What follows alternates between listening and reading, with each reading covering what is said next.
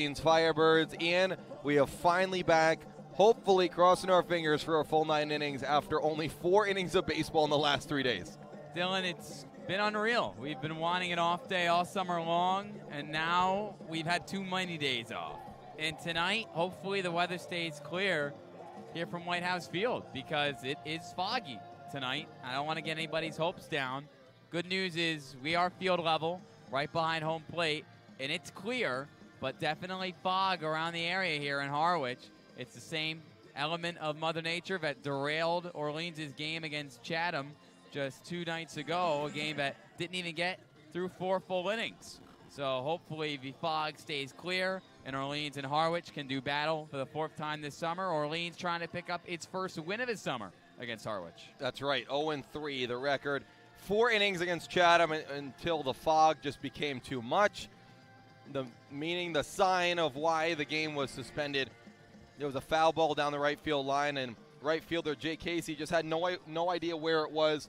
Game was suspended, and that was that. It just a game that's not meant to be played that night. It will be made up later in the season on the 28th at Chatham. So a few doubleheaders against them later in the season. But Ian, back here against a top team like Harwich, and Orleans has a big opportunity with their number 1 pitcher on the mound.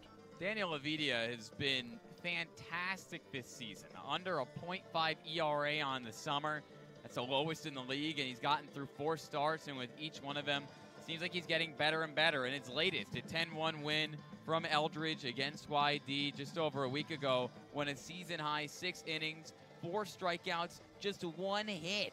He has done an excellent job at not just limiting damage, but just really dominating out on the mound, and I think it all starts for him with how quickly he works on the mound. He works like every, field has a pitch clock. He's moving effortlessly through the order and with such pace, and he's just a strike thrower. So Daniel Levidia is going to hope to dominate again tonight against a Harwich team that's reeling and has 4 straight losses, and its offense is out of sync, and it's not going to get any easier for manager Englert's team with Daniel Levidia on the mound. Now, Steve Englert's got a lot of work to do for this Harwich team that is starting to fall a little bit. If Orleans wins today, they'll move up into a tie for 2nd place with the Mariners. Now, let's head to the 3rd member of our broadcast, Sammy Miller, for more. Thanks, Dylan. Summer League baseball around the country will always throw curveballs at every team, every single year, and the Cape Cod League is no different. The last few days for Orleans, as well as the other 9 teams, has been filled with rainouts, fog delays, off days, lightning, and thunder. You name it, it probably has happened over the last few days, but no excuses will ever be made by the Firebirds. They're concentrating on what they can control, which is anytime they're on the field, they're ready to work and ready to win. The last few days has presented them with some off time to get healthy and recover, and also form chemistry with some of their new faces. Above all else, it has given them an extra blast of energy to keep this winning streak alive and start to really make some noise in this month of July. Guys, back to you. Thank you, Sammy. And it's been a lot of cancellations, like Sammy said, postponements, fog, rain, everything you can ask for. But now we kind of get into that final stretch. It's less than a month to go in this regular season, and it's time for the Firebirds to really put together a long streak. It is. Firebirds technically still on a 2-game winning streak, right? From early on in a week with a walk-off win against Wareham and also a dramatic win against Hyannis, Kelly Nicholson's 400th win in his 18th season as a manager of Orleans. And ever since, they haven't been able to play a full game. Tuesday, rain destroyed what should have been an awesome 4th of July across the CCBL. Wednesday, we've already talked about it with the fog out in Chatham. And then yesterday, Chatham hadn't had an off day in well over a week. So not only was Tuesday's game pushed back to later this month, but also whatever is left of Wednesday's game also pushed back to later this month. So you hope the guys are still locked in mentally, locked into the grind that is summer ball. But you had a little bit of a vacation ahead of the All-Star break, which All-Star game is going to be here from Harwich this season. And you hope that everybody can come out guns blazing, especially this offense. Double-digit hits in each of the last 2 games. You hope that those guys still have their timing, still have the power in their bats, and can prove that the early stuff happening against Wareham and Hyannis is not a fluke. It's what the Orleans offense should look like for the rest of this summer. Let's go into that offense against Chatham. That was 2 days ago in the 4-inning postponement. Continue on that later. but a 5-run third inning, including a 3-run homer by Jack Penny, a 2-run bomb by Eddie King Jr. That was big for Eddie. It was big for Eddie, and now 4 RBIs in his last 2 games. Didn't have any over his first whatever amount of games with the Orleans Firebirds. But Eddie King is just starting to find his timing from the plate. He's always had great speed. He's been scoring a ton of runs, time in and time out, because when he gets on the base paths, he is a problem. Stealing bags, making defenses pay for committing errors. And I know, Dylan, you caught up with Eddie a little bit before the game, so let's see what the Louisville outfielder had to say about his recent stretch of dominance. All right, Ian, it's Dylan Pescatore here with Eddie King on the Scorching Start pregame show. Eddie, you really got going at your first extra base hit of the season, home run at Chatham. Number one, how good did it feel for that to come off your bat? It was a no-doubter to really just get off the schneid and get going. That really felt great. I've been looking for the big extra base hit, so now that I got it, it feels great. So hopefully it just starts rolling in. Maybe you didn't have your best start in terms of doubles, triples, and home runs, but you've been bringing a lot of other impacts to the team. You're fielding in center field. You had a great catch at Katuitt a week ago, and also running on the bases. So how is it hasn't been as what you wanted, but everything else has been up to par? Yeah, everything has, fallen into play for me outside of hitting, so I can't be too mad, but I do, hitting is, a main part of my game. So if I get on base, everything will be great because, I have speed, so I try to steal as many bags as possible. So it's just all about getting on base for me. We've seen that your plate discipline has also been really good this season. So how is it, of course, your fight's a 95-plus every single night, the best guys from the best colleges, but you're still working and getting the on-base percentage up? My coach just taught me, he wants me to keep, a 1-to-1 ratio for strikeouts and walks. Hit by pitches also counts as walks. So right now it's pretty even for me, and I'm just trying to keep that going. Just have a good eye, especially when I'm not good hitting as much as I want to. So that just getting on base really means a lot. And you're bringing a lot. You're also bringing a lot in the outfield and center, which has been a little bit of a rotation. You play a little corner, a little center. How have you felt out there in the field? I feel great in the field. Just over the past year and a half, I've been getting a lot better in the outfield. So I feel great out there, anywhere. Now this team has gone a little bit of win-loss, a weird last 3 days, but 2 wins in a row officially. Where can the Firebirds kind of go? I know that the lineup has really gotten hot over the past week. You asked me where can we go? Yeah. We can go to the end of the season. we can win it all. We've been doing really good. I like this team. We're a really good team. And then finally, how have you personally kind of adapted to being in the Cape, playing summer ball? You played summer last year in the Prospect League, and now you're playing with the best of the best on the Cape. How have you enjoyed it? I'm enjoying it a lot. It's some really good competition. It's good for me going back into school in the fall. Just having an experience against the best arms in the country is really nice. Awesome, man. Thank you. Back to you. Back on Scorching Start, that was Eddie King talking about his home run against Chatham, a big 5-run inning. That game was suspended due to fog, score being 5-5 in the bottom of the 4th. It'll be continued on later. But Ian, speaking of offense, let's go to the other side in pitching. The Firebirds send out their ace, their number 1, Daniel Avidia, to the mound tonight. The leader in the Cape Cod Baseball League in ERA with a 0.47 earned run average. And he also was in this same spot at Harwich a few weeks ago. He was. Daniel Avidia, regardless of the opponent, has looked fantastic. And I know that Harwich is a team that started the year off a little hotter than they have been as of late with 4 straight losses. But Avidia worked through some traffic and ultimately got the job done, just like he has all season long. He was on the 23rd at Harwich, a 2-1 loss right here from Whitehouse Field.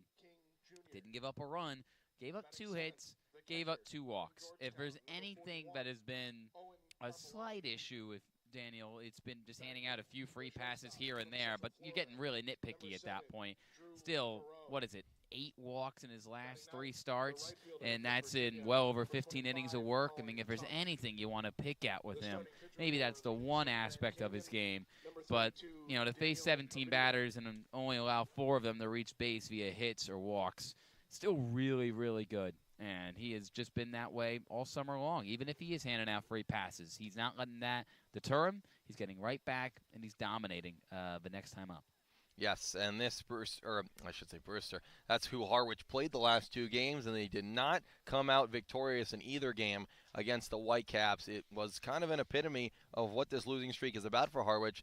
Their pitching has not been up to scruff. It hasn't been up to scruff, and unfortunately its offense right now can't really pick it up. There's been a lot of changes with this team, just like every team in the Cape Cod Baseball League. Players come, players go.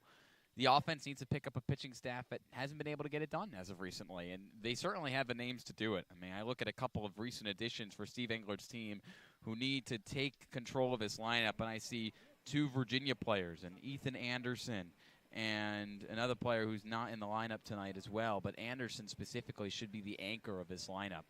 And he's a switch-hitting first baseman from UVA who's one of the best players in the country, and he's got to be able to pick up the pieces for, again, a pitching staff that's given up 19 runs in the last 2 games for a Brewster team that was reeling kind of heading into that series. So things change quickly in the Cape Cod Baseball League. This losing skid's going to break up eventually for YD. It's a great manager. It's a talented team. It's in a competitive division. Things are going to turn around sooner rather than later, and hopefully not tonight against Orleans for Firebirds fans' sake. But, you know, this offense has the potential to pick up, as you mentioned, the staff that's struggling a little bit right now. And now the starting lineup for and the hopefully Harwich the Firebirds Mariners. can do just that. Their offense has The really Mariners are carried a managed lot by Steve of Engler. the game so far.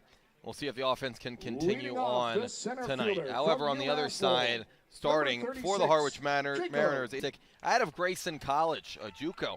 However, he Batting is second, transferring the to designated UT hitter Arlington from Nebraska, next Omaha. season. His numbers Number at 32, Grayson were just Devin out of this world. Hurdle. Ian. They were out of this world, and he's got a very Batting good chance third, to get the first drafted baseman from very Virginia. soon. So Number a 38, lot of credit for Josh Ethan Bosick to continue to Anderson. compete in the Cape Cod Baseball League, although he already knows where he's Batting going to play fourth, college the ball third next year baseman if from he doesn't Oregon get State. drafted somewhere Number where he would 33, like to go, Mason and he feels like he Guerra. can boost his stock even more with more summer ball and Batting fifth, a season the with left UT fielder Arlington. from Miami. So Number far here on the 35, Cape, it's been up and Lorenzo down, but Hilliard. nothing that's really concerning you. I mean, he's made 3 starts. All of them have gone at least 3 innings, and he hasn't given up more than 3 earned runs. So, you know, things haven't been perfect with a 4.5 ERA through 12 innings on the mound, but his last start against Wareham in a 7-3 win for this Harwich squad, 3 innings pitched. They give up 2 earned runs, 3 runs total, off 4 hits with 3 strikeouts and 3 walks. But he's got great stuff. He averages more than a strikeout per inning, and that's what you mentioned. He throws a fastball in the high 90s, and it's legit. And New Orleans is going to have to adjust to that velocity tonight. Yes, they will. So Harwich Mariners, Orleans Firebirds coming up in just about 5 minutes will be first pitch. We'll have to go to break and come back right after the national anthem, line up first pitch, and Firebirds baseball as they look to get over 500. Bostic.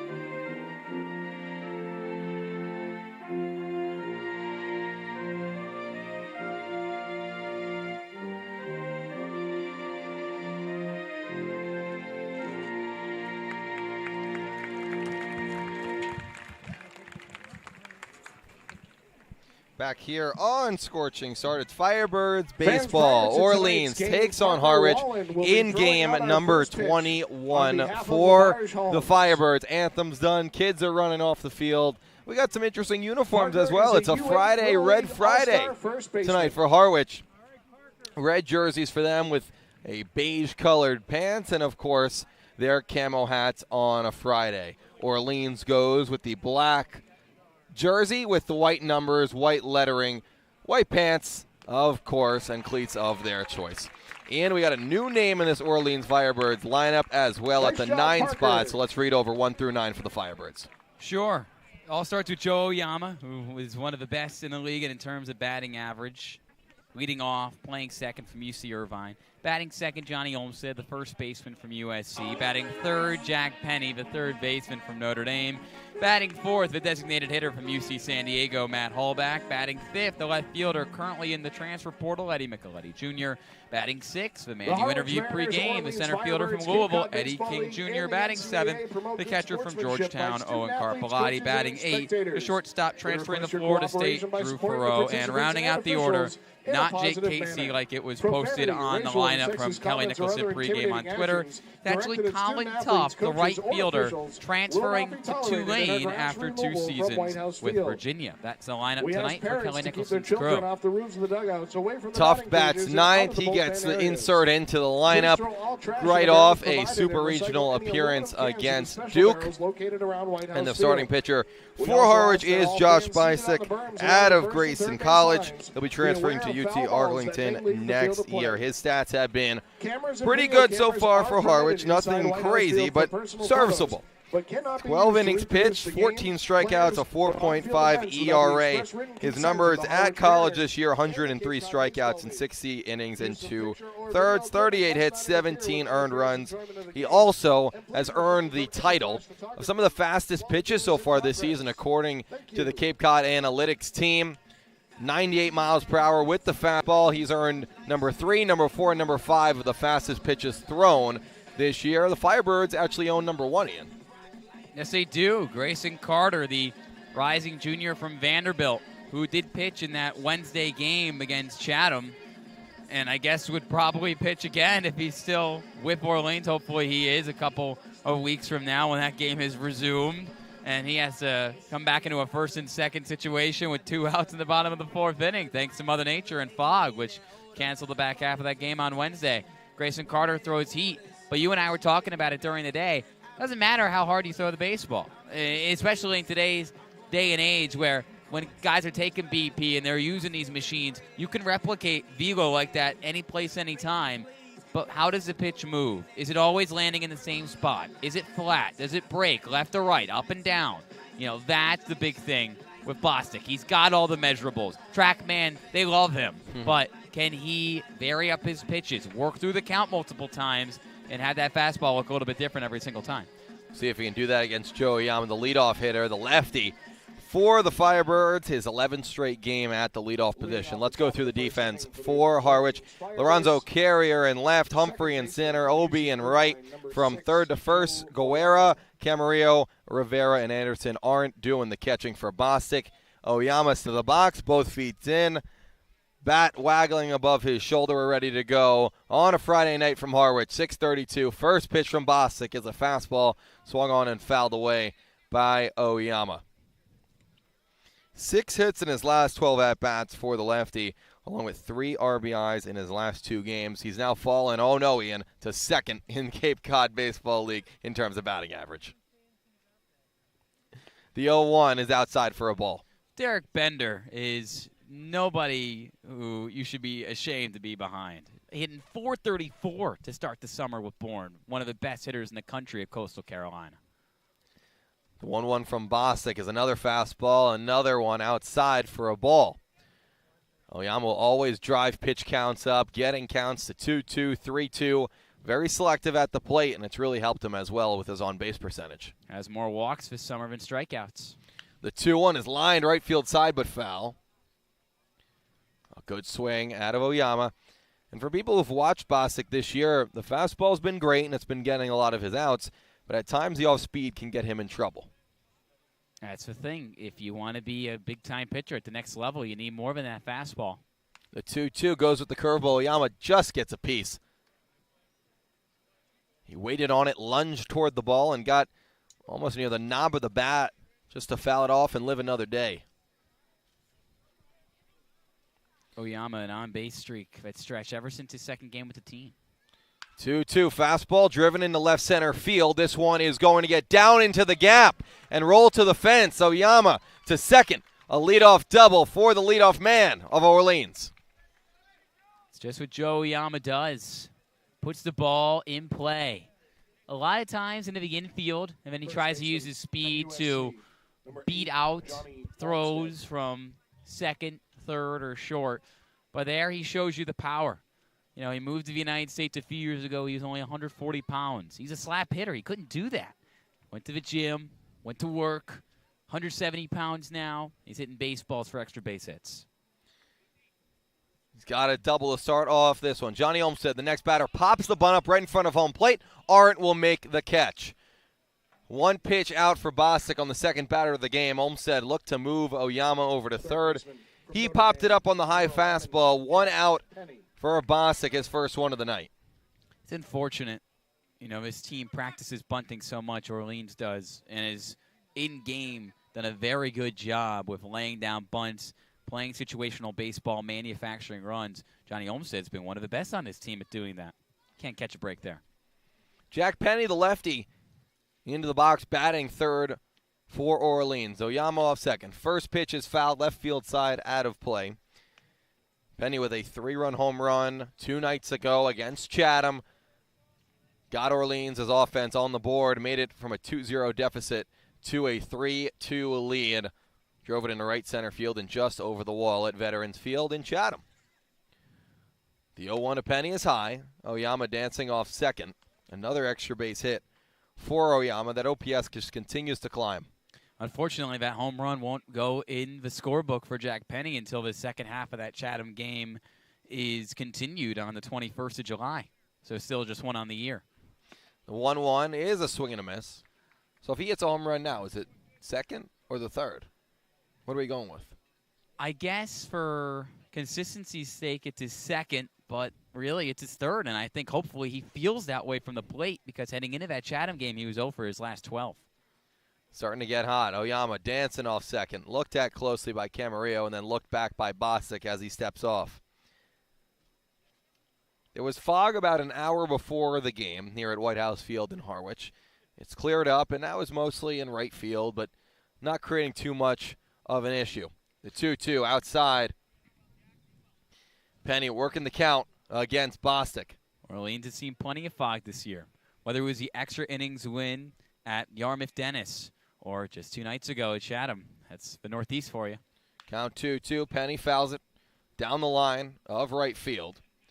Pulls it past first base coach Joey Cooper. Making Bostic work. 11 pitches in. 1 out recorded on the bunt fly out by Johnny Olmstead. So 2-2 the count. 1 out. 1 hit already for the Firebirds. A double into left center by Joe Oyama.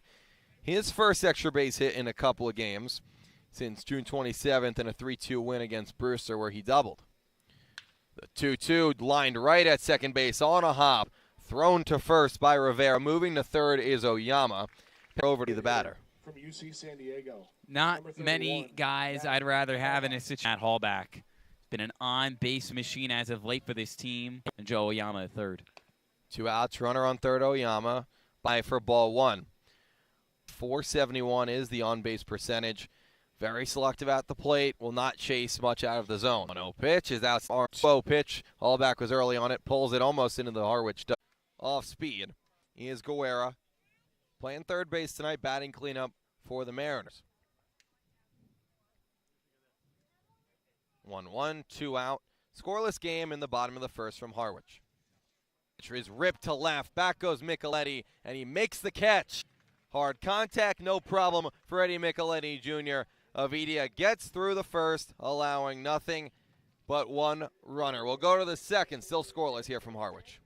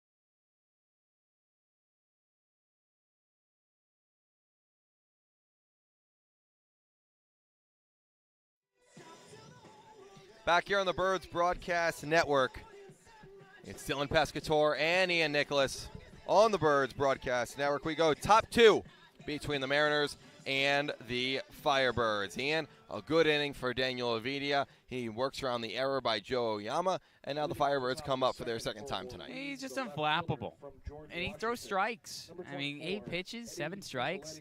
Doesn't get better than that. I mean, these batters are swinging early on him because he does have that changeup. You do not want to run into a 2-strike count against Daniel Avidia and have to guess changeup or fastball. But then if you don't, you're probably going to have some weak contact. First pitch from Bostic is a strike off speed at the top of the zone to Micheletti Jr. Out of George Washington, now in the transfer portal, is Eddie. A tough lefty to face in this order, and lines one to right center field pretty deep. Back goes Obi in right center field and makes the catch. A few hard outs for both teams here early in this one. Center fielder. Really settling in on the mound. That's now 4 straight outs for Orleans since the leadoff double to left center from Joe Oyama. Olmsted popped up a bunt. Jack Penny grounded out to second. Hallback a backwards K. Micheletti a fly out. Somebody settling in.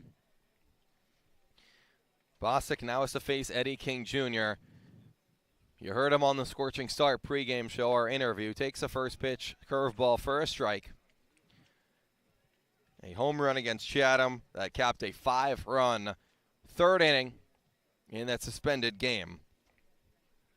Also said, which was pretty interesting as he takes another strike, that his coaches at Louisville said that he wants, or his goal this season and this summer season, is to have a 1-to-1 ratio between walks and strikeouts. 0-2 pitch, fastball in for strike 3. A 3-pitch strikeout for Bostic, his second of the night, for out number 2 in the second.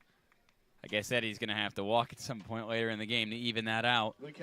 But he's making progress, right? And I think that's a really good goal for a player of his caliber because his greatest strength is his athleticism and his speed. And the more he gets on base, obviously the better it is for anybody, but that speed is unbelievable. 2 outs, nobody on, top 2, swinging and fouling a ball off is Owen Carpellotti. The catching position got a real boost out of Henry Hunter's home run last time at home for the Firebirds. A 2-run shot that was in the 400th win against Hyannis. Swing and a miss by Carpellotti, now down 0-2 in the count. Bostic looks to really start to get in his groove. Carp bats from the left side. The 0-2 after a long leg raise by Bostic is fouled away at the top. And now Merzel is going to talk to Bostic. He lifted his leg. And I was going to give him a ball. I'm going to say that's a violation. Bostic was on the mound. He lifted his leg and almost lifted it a little bit too long.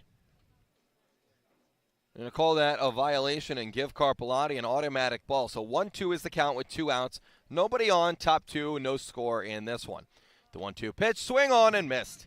Bostic, his second strikeout of the inning, his third of the night, for another 0 on the scoreboard in the top of the second. Let's go bottom 2, 0-0 between Harwich and the Firebirds.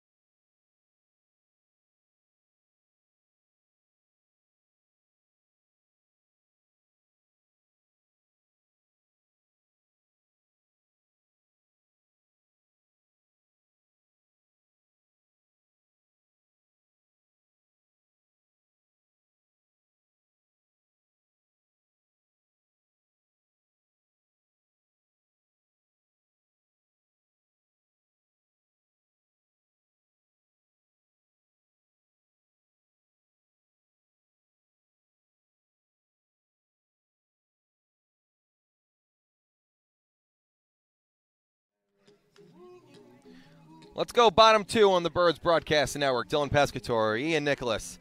Harwich coming up to bat for the second time tonight.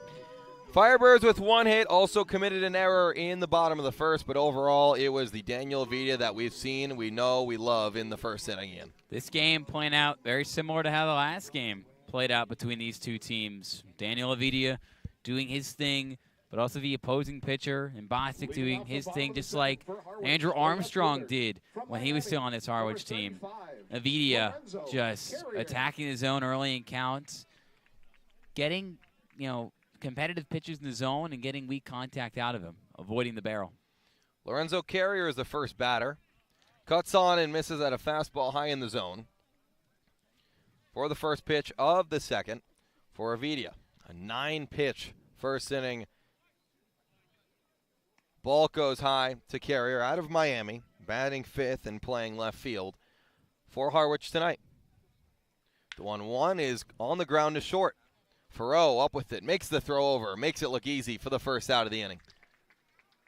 Yeah, if there's anybody's barrel you would want to avoid, it's that of Carrier. He's a really talented athlete who just finished up his sophomore season with Miami, and he set the tone for his summer by hitting a grand slam against Orleans in his Harwich debut from Eldridge Park. But Avidia has seen that, understands kind of how to pitch around him. Devin Obie swinging and fouling a ball near the Harwich dugout on the third base side. Firebirds dugouts on the first base side here from Whitehouse Field. A lot of foul territory. This and Red Wilson Field over in Yarmouth. Up there for the most. Foul ball at home plate. Quickly 0-2 on Obie. For the most foul territory in the Cape Cod Baseball League. It'll certainly be a fun venue for the All-Star game later this month. It's one of my favorite fields personally, foul territory or not. 0-2 changeup. Obie doesn't bite. And we set our rankings. I don't think we set them on the air yet, but I know Whitehouse for you was number 1. Well, Eldridge has a special place in my heart, but... The 1-2, broken bat, grounder up the middle. Over goes Oyama, makes the throw across his body for the out. Another out on the ground. This one to second base. Oyama was shifted toward the bag, went around the bag on the shortstop side, came up and made the throw to Olmsted to get Obie. Avidia now 3 straight batters retired. Brian Arendt, not looking to be Avidia's 4th, is up with 2 outs and the base is empty. Takes the ball outside with the fastball. I guess because Oyama was shaded towards second, it somewhat made sense to jump Farrow, but took a risk there. And at the end of the day, made an excellent throw, so there's not much more you can say about it. The 1-0 is low. Oyama with a strong play for the second out of the inning. The 2-0 swing on and missed by Arendt. Right over the changeup. Avidia takes a deep breath on the mound, pitching from the windup. Lifts his leg. The 2-1 is high.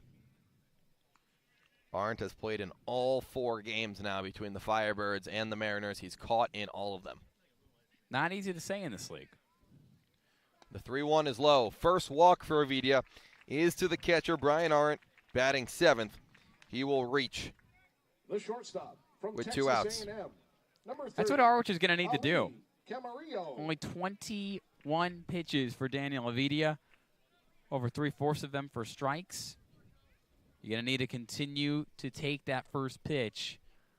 He's not going to provide it very easily, but at the same time, he does hand out a few free passes a game, and if you're Harwich, you need to take advantage. Ali Camarillo, the 8-hitter for the Mariners, with Arendt on first and 2 outs. Bottom of the second, takes a strike in the first pitch of the at-bat. Camarillo is somebody who's also had a lot of success this summer against Orleans. He's gone 4 for 14 from the plate when these two have met up in the past. Playing shortstop tonight, batting 8th. Swung on and missed at the high fastball. Getting a lot of chases up at the top of the zone from the Mariners so far tonight. 0-2, 2 outs. Arendt on first. Avidia comes set in the stretch. Taps his toe, and now will deal. Foul ball. There's another one up in the zone from Avidia. That time with the change. Clocking in at 89. Just got to pull it more towards left field if you're Arendt, or rather if you're Camarillo. Because if you do, you put that thing in the gap, and that could turn into an extra base hit. Count stays 0-2. Avidia takes a look over at Arndt. Now comes set. We'll do the 0-2 again. A chopper to third. Penny fields it, throws it in time. Gets Camarillo by a step for the third out of the second inning. Let's go to the third. Still scoreless on the Birds Broadcast Network between Orleans and Harwich.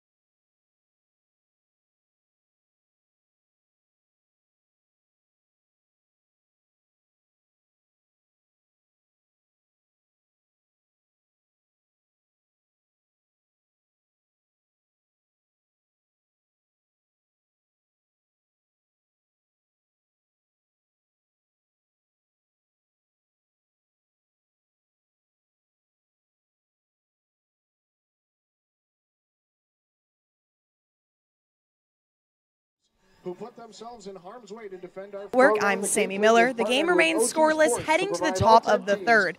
Now, guys, the coaching staff cannot say enough about Daniel Avitia. The pitching coaches express how his mix is incredible and that he will throw any pitch on any count because of how fearless he is. Daniel is also extremely focused and takes every start very seriously. His teammates love how he is never too up and never too down. He remains calm even if he gets in a jam, which really has been rare out here on the Cape. There's a reason why he is the Firebirds and maybe even the entire league's most efficient and reliable pitcher. Guys, back to you. Thank you, Sammy. Back here on the Birds Broadcast Network, Dylan Pescatore and Ian Nicholas. I mean, Ian, what else can you say about Daniel Avidia? Not only has he been reliable, consistent, I use the adjective best. Leading off the top of the third. Yeah, it's a pretty good one to use. I mean, he owns this stat in the league that usually is the one that everyone goes back to determine if you're good at pitching or not in ERA. I know it's not a perfect stat, but if you watch him pitch, you can see that fearless mentality. He will throw any pitch in any count. Drew Farreau is the first batter for the Firebirds in the top of the third, takes a ball outside from Bostic, who worked a 1-2-3 second with 2 strikeouts. Changeup at the bottom of the zone for a strike, evens up the count. Drew Farreau batting .206, 6 hits on the year. Still looking for that first show of power from Drew. Fouls one away. We know he's got it in him. He's got a lot of power coming out of his legs. When he barrels up a ball, it's a sight to see. 1-2, nobody out, no score, top 3. Chopped right off home plate. Waiting for it to come down is Guerra. A little strong throw to first, just in time to get Farreau. A Baltimore chop to third. Guerra wait for it to come down and made a bullet of a throw over to first to get Farreau. That's not an easy play to make for Guerra. As you mentioned, the Baltimore chop almost has to play it like a fly ball at that point. He tracked it really well right along the infield dirt. But then you have to realize you can't just loft that thing in there. Farreau's got decent speed. You have to put it on a rope to first base, and he hooks up with Anderson for the 5-3 putout. Colin Tuft, his first Orleans Firebird at-bat. First pitch is swinging and missing for a strike on the fastball. 1 hit for the Birds. It was a leadoff double by Joe Yama in the first inning. Tuft with his first at-bat in Orleans. 2 years at Virginia, will be transferring to Tulane. 0-1, popping up and fouling it away. Tuft, a player who, with his opportunities at Virginia, put up good numbers. .263 batting average, 2 home runs, 32 runs batted in. But it's a Virginia program that has made 6 College World Series since 2009. It's a very competitive team. The 0-2 from Bostic has a ground ball to short. Charging is Guerra, the third baseman, throwing to first, not in time. Maybe not how they drew it up, nor did Tuft, right off the hands. But he makes it to first in time for an infield single, second hit of the day for the Firebirds, and they have a base runner here in the third. And Ethan Anderson, the Virginia first baseman, the All-ACC man. even has to congratulate Tuft after that one, as he now sits right next to him. The former collegiate teammates know each other well, and a cool sight to see. Tuft is off first. We'll go back to the top of the order. Joe Oyama, who had the first hit for the Firebirds tonight. Bostic pitching from the stretch. Oyama shows bunt, pulls it back, takes a strike.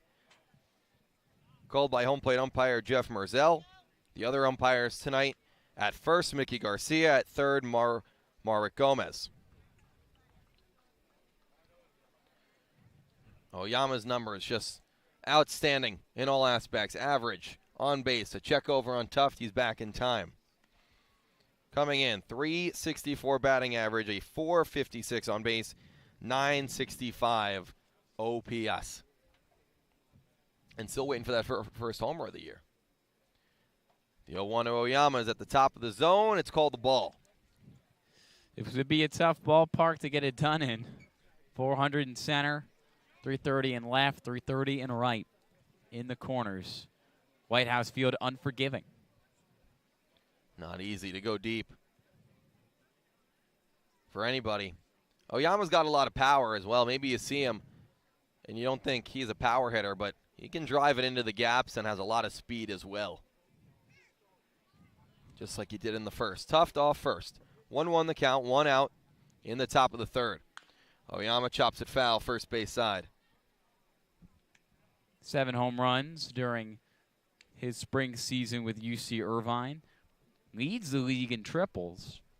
And again, partially that's because he's got solid power, but also he's got unbelievable speed as well. 3 triples on the summer. 1-1, or 1-2. Looped into left. Coming on and calling the ball is Carrier. He makes the catch. Tuft heads back to first.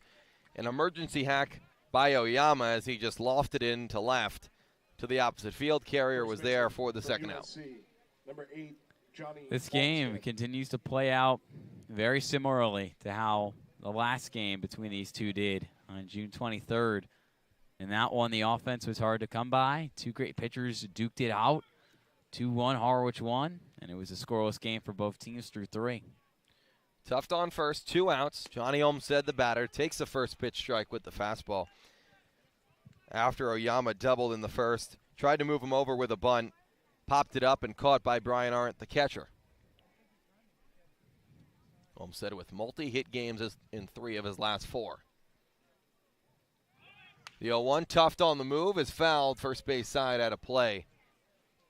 Tuft will have to retreat back to first. It's funny because if you looked at Orleans' roster on Point Streak, you would see Colin Tuft listed as a catcher, but he also plays the outfield as well, and at 6'2", 195, has great speed.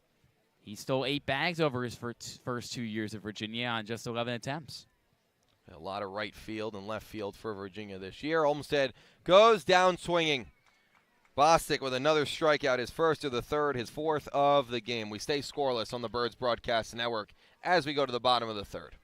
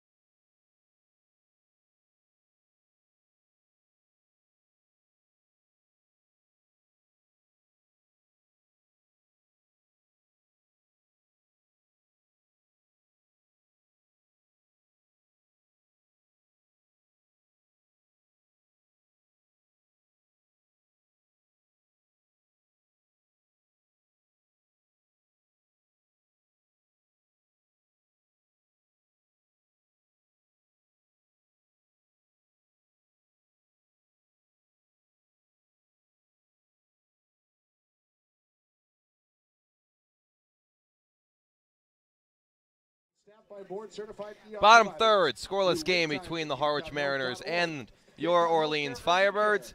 Daniel Avidia back to the mound for his third time through. Third inning. Daniel Rivera, the only batter he has not faced yet, bats ninth, plays second out of Kansas State. And he'll lead off the third. No hits for Harwich. 2 runners have reached, once on an error in the first and a walk in the second. Avidia takes a deep breath on the mound from the windup. He deals the first pitch, which is lined into left and down for a base hit. First hit for the Mariners is from the 9-hitter, Daniel Rivera. He'll reach to lead off the third. Daniel on Daniel crime. Only Rivera spells his name, and I have never seen this before, with 2 N's. Number 36. And he gets advantage of Daniel with a 1 N Avidia. Back-to-back innings of base runners reached. Rivera with his second hit of the summer in just 8 at-bats. Back to the top of the order, Jacob Humphrey swings and misses at the first offering from Avidia. So a leadoff single for Rivera. The man with 2 N's wins over the man with 1. A check over on the runner. It's close, but no cigar as Rivera gets back. We're playing baseball. We're not playing horseshoes or hand grenades. Avidia takes a look over at first. Comes set against the leadoff hitter for Harwich. The 0-1 is rooked into left. Back goes Micheletti to the track, to the wall. It's gone. Jacob Humphrey, a 2-run homer to get Harwich on the board in the bottom of the third. With that home run, Del Mar Vacations donates another $10 to Live and Work Cape Cod, an attainable housing fund in support of local workforce. What a big hit initiatives. for Jacob Humphrey. Came into the game having played 18 games for Harwich, but 0 home runs and only 2 runs driven in. Just like that, he's doubled his RBI total for a player who only had 11 home runs over his first 2 seasons at UMass Lowell. But an excellent swing. You could hear it off the bat. Eddie Micheletti tracked it well. First pitch fouled away by Devin Hurdle. But Daniel Avidia has now given up multiple runs in an outing for the first time all summer in his 5th start. Hurdle takes a ball high. It seemed like an 0-1 slider that just backed up on Avidia, and Humphrey took it over the left center wall. Eddie Micheletti could only watch. 2-1 the count to Hurdle, who fouled out to first base last time up in the first. 2-0 Mariners as they strike first, fouled away by Hurdle. Now 2-2. Harwich team that is now in 4 games scored the first run 3 times against the Firebirds. 1-2 on the ground to Farrow at short. Throw over is off the bag. Olmstead with the tag for the out. Great play from Johnny Olmstead. I understand his name was in the headlines for 3 straight multi-hit games in a row over this last week for Orleans, and deservingly so. But he has been so consistent in the infield. Started playing a little second and third, has slid in and played first as of late, and not a great throw from Farrow, great tag. The lefty fouls it first base side and out of play. Ethan Anderson, who reached on an error in the first. The 3-hitter. This is his 10th at-bat. Already has a home run here in the Cape. 0-1, swing and miss, and a slider in the dirt from Avidia. 1 out. 2 runs already across for Harwich in the bottom of the third. The first runs of the game. 0-2 is low. Anderson holds up on his swing. A home run by Jacob Humphrey into the woods that surround the outfield fence here in Harwich. 1-2 with 1 out. Swing and a miss. Anderson goes fishing down in the dirt. Avidia with his first strikeout of the night. And not an easy player to strike out in Ethan Anderson. He had 10 more walks during his sophomore season at Virginia than he did strikeouts. Only 32 in 65 starts. That's what Daniel Avidia does. And what a great response after giving up that 2-run bomb to Humphrey. He'll face Mason Guerra. Flew out to left in the first. Takes the first pitch ball here in the third. 2 hits for Harwich, 2 hits for Orleans. The Firebirds coming off 3 days where they only played 4 innings of baseball. The 1-0 is low with the changeup. 2-0 quickly to the long and tall Guerra. Batting cleanup for Harwich tonight as they look to get off a losing skid that's reached 4. Fouled right behind home, 2-1 the count. Meanwhile, Harwich ended up playing a little bit on Tuesday before the game got rained out very quickly. In fact, Fogged didn't even out. get through. Didn't even get through one at bat. Just 4 pitches. Fourth pitch of this at bat is fouled first base side out of play. 2-2, 2 outs, nobody on for Harwich in the bottom of the third.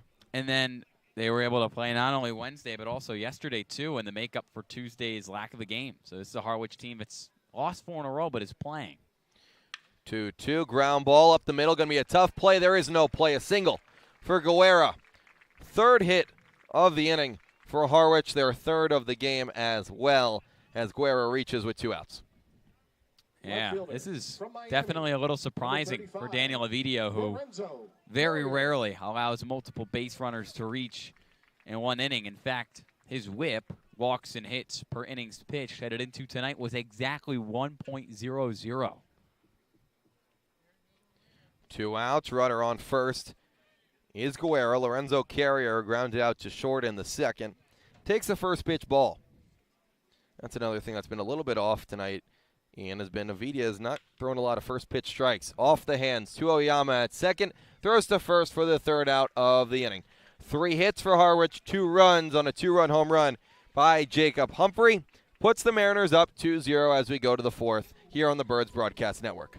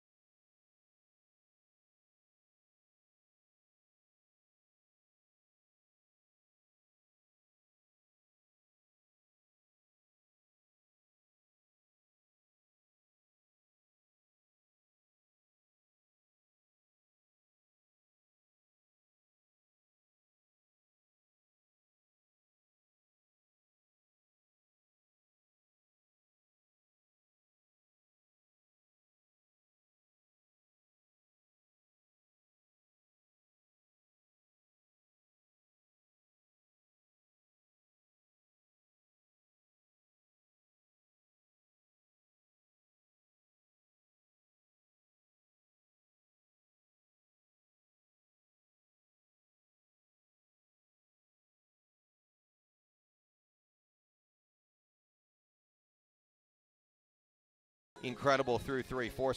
For Orleans. Man, did Daniel Ovidia and everybody need that. Great throw from Carp. 1 out, full count pitch. Arndt fouls this one away. Carpellotti did some of the same. He says that throwing a runner out is his best or favorite feeling in baseball. Not a home run, not anything else, just throwing out runners. The 3-2 is low, a walk to Arndt, his second of the night for Ovidia, and second to Arndt. It's funny. His season high in walks this year, Arndt, is 2. Did that against Orleans. Does it again against Orleans tonight. He had his best against the Birds. And I guess that's what you want. An East Division rival right with you neck and neck in the standings. But great at-bats from Arndt tonight in his second year here with Harwich. Ovidia's pitch count climbing. This will be pitch number 54. 1 out in the bottom of the fourth. On first is Arndt. 2-0 in favor of Harwich. Camarillo with a big swing and a miss on a changeup from Ovidia that just dropped. Like an elevator with no cords from 10 to 5. That's your worst nightmare. That's why I say it, so I don't jinx it.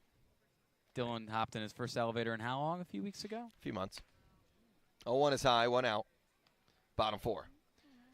Elevators are not a game I like to play. I don't understand that one. I mean, I'm crazy, you're crazy, we're all a little crazy, but the elevator never hurt nobody. Claustrophobic. 1-1, popped in the right, over goes Tuft, in fair territory, now towards the line, and he can't make the catch. It falls in fair territory. A single in no man's land As Tough pulled up. Moving to second is Arendt. On first is Camarillo, a hit on a pop-up down the line. That's now 5 hits on the game Second baseman for Harwich. Kansas State. Headed Number into tonight, 21, Daniel Avidia through 4 Daniel starts and only giving Rivera. up 10 hits. But at the end of the day, how much can you blame that one on him? It's not going to be ruled an error. Tough never touched it before it hit the ground. It's a well-hit baseball. You mentioned no man's land, but Colin Tuft in his first game of the summer, so trying to get used to right field out here for Orleans. He played a lot of left field this season for Virginia. It's a little new for him. Daniel Rivera, who had the first hit off of Avidia in the third. Followed up by a 2-run home run by Humphrey. Gets away from Carpellotti. The first pitch does. The runners move up. Now around third, but retreating is Arendt. Second and third with 1 out for the Mariners. And a 1-0 count to Rivera after a pitch in the dirt got away from Carpellotti. You've mentioned it before, and for good reason. The backstop here from Whitehouse Field is huge. Owen Carpellotti had to run over to the ball just to keep the runner over there Arendt at third because Mark Thibault almost sent him. Infield in for the Firebirds. 1 out, second and third. The 1-0 pitch is a fastball for a strike. Rivera with a single in the third came around to score the first run for the Mariners, who lead 2-0 in the bottom of the fourth with 1 out. 2 in scoring position. 1-1 is a chopper. Farrow throwing home. It's away. 1 run in. Here comes run number 2. Moving to second is Rivera. 4-0 Mariners. A chopper to Farrow, very shallow in the infield. He was already playing in. Charged the ball, fielded it, and he threw it away from Carpellotti. It landed at the backstop, and 2 runs come in to score. Still 1 out. And that's a high-pressure situation, and everything was teed up for that play to be successful. Farrow was there. Like you mentioned, he was playing that ball like he kind of almost knew where it was going to go. Threw it in stride. Just missed it wide to the right.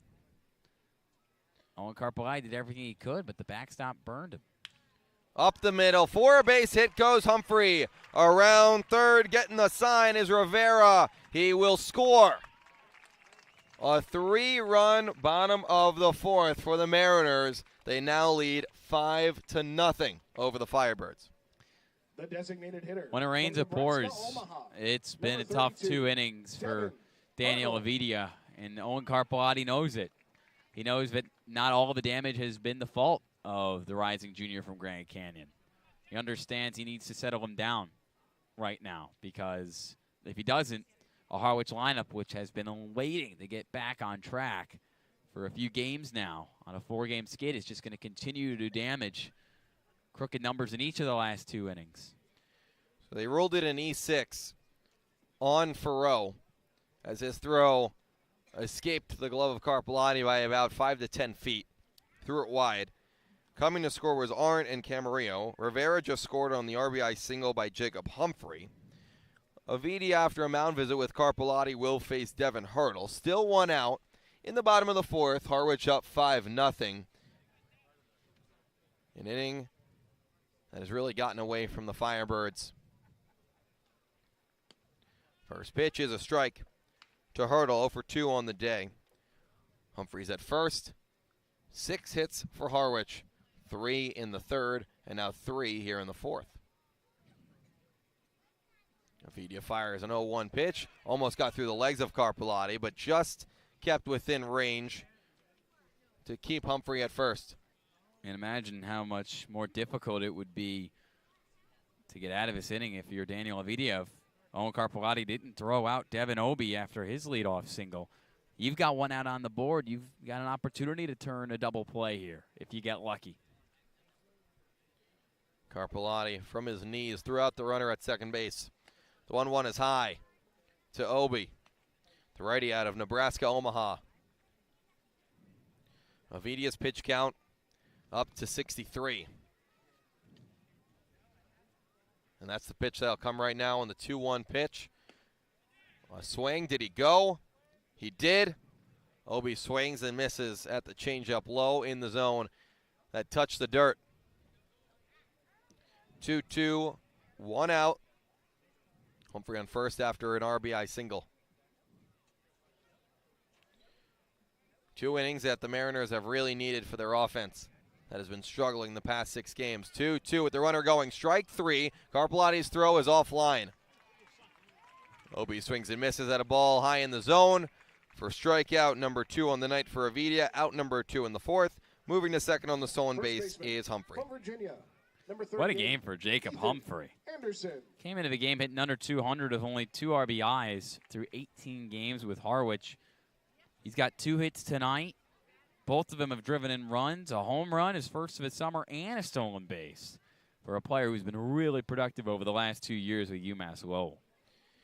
Ethan Anderson out of UVA. 1 for 1. Reached on an error in the first and struck out in the third. Takes the first pitch ball from Avidia. Bottom 4, 5-0 Harwich. A 3-run 4th inning followed a 2-run 3rd inning by the Mariners. On second is Jacob Humphrey. Watched closely by Farrow. Humphrey almost took off. Avidia's going to check over. Farrow's tag in time. A pickoff at second as Humphrey got a little bit too jumpy at the base. Harwich does score 3 in the bottom of the 4th. 5-0 the score. And our Manny and Nicholas will be taking over on the play-by-play duties when we come back in the top of the 5th.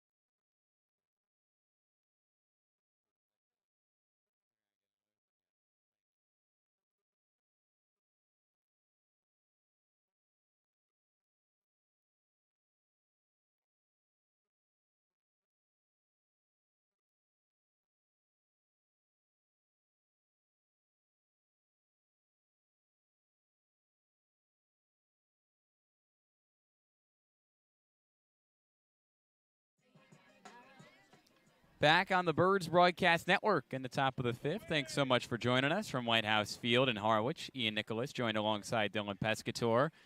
And the Mariners off 4 straight, bouncing back in a big way tonight in an East Division battle. 3 runs in the bottom of the 4th to extend the lead to 5-0 Harwich over Orleans as we start the 5th. 6, 7, and 8 due up for the Birds. It starts with the right-handed center fielder, Eddie King Jr., who takes a strike on the inside corner to Josh Bostic back on the mound for his 5th inning of work, and he gets ahead 0-1. 4 strikeouts, no walks, no runs given up for Bostic so far, who brings a breaking ball past the bat of Eddie King, swing and a miss, and the Louisville outfielder goes behind 0-2. A 3-pitch strikeout for King. See if he can battle back from down 0-2. Bostic's 0-2 offering, a check swing, fouled off to the right side of home plate. King stays alive. 0 for 1 tonight. Struck out looking against Bostic in the 2nd inning, who's only given up 2 hits. A leadoff double in the 1st to Joe Oyama and a single from Colin Tuft in the 4th. Swing and a miss. There's another strikeout for Josh Bostic, his 5th of the night and his 2nd against Eddie King Jr. Bases empty, 1 out, 5-0. Harwich still in control, top 5. Just seems like Bostic had Eddie King's number tonight. Ever since the 1st inning when the Firebirds couldn't convert on a leadoff double by Joe Oyama, Bostic has really leveled in and gotten to a groove. Can't get that first pitch in a groove, facing the lefty catcher Owen Carpelotti. A ball and no strikes as Bostic misses high, with the bases clear and 1 out. The righty deals the 1-0. Carpellotti popped up the opposite way. Fly ball dropping along the left field line and down for a base hit right in front of Carter. In left field, Carrier rather. A one-out single for Owen Carpellotti, the Georgetown catcher, after a wild inning trying to settle his team in here with a big hit. Yeah, the Firebirds, and that was another one kind of in no man's land, but on the left field side now. Carpellotti gets on base. You don't need to get all 5 back in this inning, but start to chip away. Get 1, get 2. Start to find a way against Bostic. It's a good start. 1 on, 1 out. Bostic now deals to Drew Farreau, who launches a fly ball to left, and it's just foul down the left field line. The switch hitting Drew Farreau from the left-handed batter's box with a line drive that just drifted foul past first base. You talked about the power he has in the swing. He definitely showcased it there. Yeah, and even showcased going to the opposite field. He took a fastball down the left field line from the left side, did Farreau, and just missed it. Maybe an inch or 2 from the chalk. The Tallahassee, Florida native trying the rebound after committing an error last inning that cost Orleans multiple runs. No balls and a strike. Here's the pitch. Fouled away past the backstop and the press box on a clear night from Whitehouse Field here in Harwich. 0-2. Bostic has been really good in 2 strike counts, already 5 strikeouts. Just such a repertoire that he trusts and can go to on a daily basis. His 57th pitch of the night is crashed to left center field on his horse trying to make the play. Cannot make it. Is Humphrey down on the track for a double. Drew Farreau with probably his biggest hit of his summer. First double of his summer. A 1-out single and now back-to-back hits for Orleans. With Owen Carpellotti at third and Farreau at second with 1 out. Still 5-0 Mariners, top 5. That's the swing you want to see from Drew Farreau, and he goes to the opposite field again. A one-hopper to the fence. His first extra base hit on the year. And now the Firebirds are in business with the new man up. Had 9 doubles during his freshman year at Central Florida. His first double here with the Birds. Farreau on second, Carpellotti on third, and as you mentioned, in his first game as a Firebird, Colin Tuft looking for his second hit of the night. Pitch on the way, breaking ball gets a whiff. 0-1. Tuft with an infield single in his first time up in the 3rd inning. Just finished up his sophomore season at Virginia. Transferring to Tulane next year. A 6'2", 195-pound right-handed batter. Sees the 0-1 and waves at the high fastball. No balls, 2 strikes. Tuft quickly goes behind with the top of the order due up next in Joe Oyama. 93-mile-an-hour fastball got by the bat of Tuft. He stares down the bat and steps back into the right-handed batter's box, wearing his all-black jersey with white lettering. The 0-2 from Bostic. Popped up, foul to right. Tuft was looking to do a little bit too much on the 0-1, a high fastball that he looked to drive over the fence and then some. Now with 2 strikes, he got to choke up, get this ball in play. The infield is back for Harwich, so any ground ball will score a run. Anderson at first, Rivera at second. Everyone playing back. Pitch misses. No, a late strike 3 call from home plate umpire Jeff Merzel, keeping us in suspense behind home plate. And on 4 pitches, Colin Tuft is retired via the backwards K. It's the 6th strikeout for Bostic on tonight, and not even 5 innings. And Merzel making us wait and then some, Ian. Not a bad call from you thinking that it was a ball. Merzel was waiting upwards of 5-6 seconds. At least strike 3. Felt like an eternity. Colin Tuft goes down looking. Nice to be validated. 2 on, 2 out. Still 5-0 Harwich, top 5. And here's Joe Oyama, the lefty. Takes a ball low and in. Miss on the inner half from Bostic. Well, you're completely right. And, the umpire shouldn't have to wait 4 or 5 seconds to call a strike 3. Call the pitch and let's move on. Let's not wait around here. The 1-0. Misses outside, low and away. Oyama now ahead 2-0. Oyama's got to come through. This Firebirds team has been up and down with hitting with runners in scoring position. Had a good swing back in the first. 2 runners in scoring position. Carpellotti on third, Farreau on second. 2 balls, no strikes. Oyama looks at ball 3. Another miss on the outer half from the McKinney, Texas native Bostic, A ball away from loading the bases with 2 out for Johnny Olmstead, who's on deck in a 5-0 game in favor of Harwich, top 5. Bostic a deep exhale. The 3-0 offering. Upstairs for strike 1. Oyama still ahead, 3 balls and a strike, as he waves around his left foot in a left-handed batter's box and steps back in. Ferreau on second, Carpellotti on third, both of them with a base hit. The 3-1 pitch fouled off the left, counts full. Good job by Bostic. He's battling back from being down 3-0. Oyama has to be in a battle now. Force a walk, get a good pitch to hit, find a way to get these runners in. Bostic just over 65 pitches on the game, 51 strikes, 15 balls. The 3-2 offering. There is a walk. Miss on the outside corner. And Joe Oyama does what he does. Get on base. A 2-out walk for Oyama. Loads the bases for Orleans with 2 out. An opportunity to bounce back down 5-0 in the top of the 5th. Johnny Olmstead comes to the plate. Johnny's been up for a lot of big moments. Merzel, who waited for that one, now he's getting some lip from the Harwich dugout on that call. Steve Engler, the 20th year manager, not a fan. Bases juice, 2 out. Here's the pitch, swing and a miss. Fastball on the lower third from Bostic, 0-1. Olmstead goes behind. He's 0 for 2 tonight. Popped out to the catcher in the first on a failed bunt attempt. Struck out in the third, swinging. The 0-1 pitch is cranked to right field, drifting towards his right. Obi makes the catch on the line out to end the inning scot-free for Harwich. Orleans loaded the bases, but came away empty-handed as Carpellotti, Ferreau, and Oyama all reached and are all stranded after the line out to right from Johnny Olmstead. Score stays 5-0 Mariners. We go to the bottom of the 5th on the Birds Broadcast Network.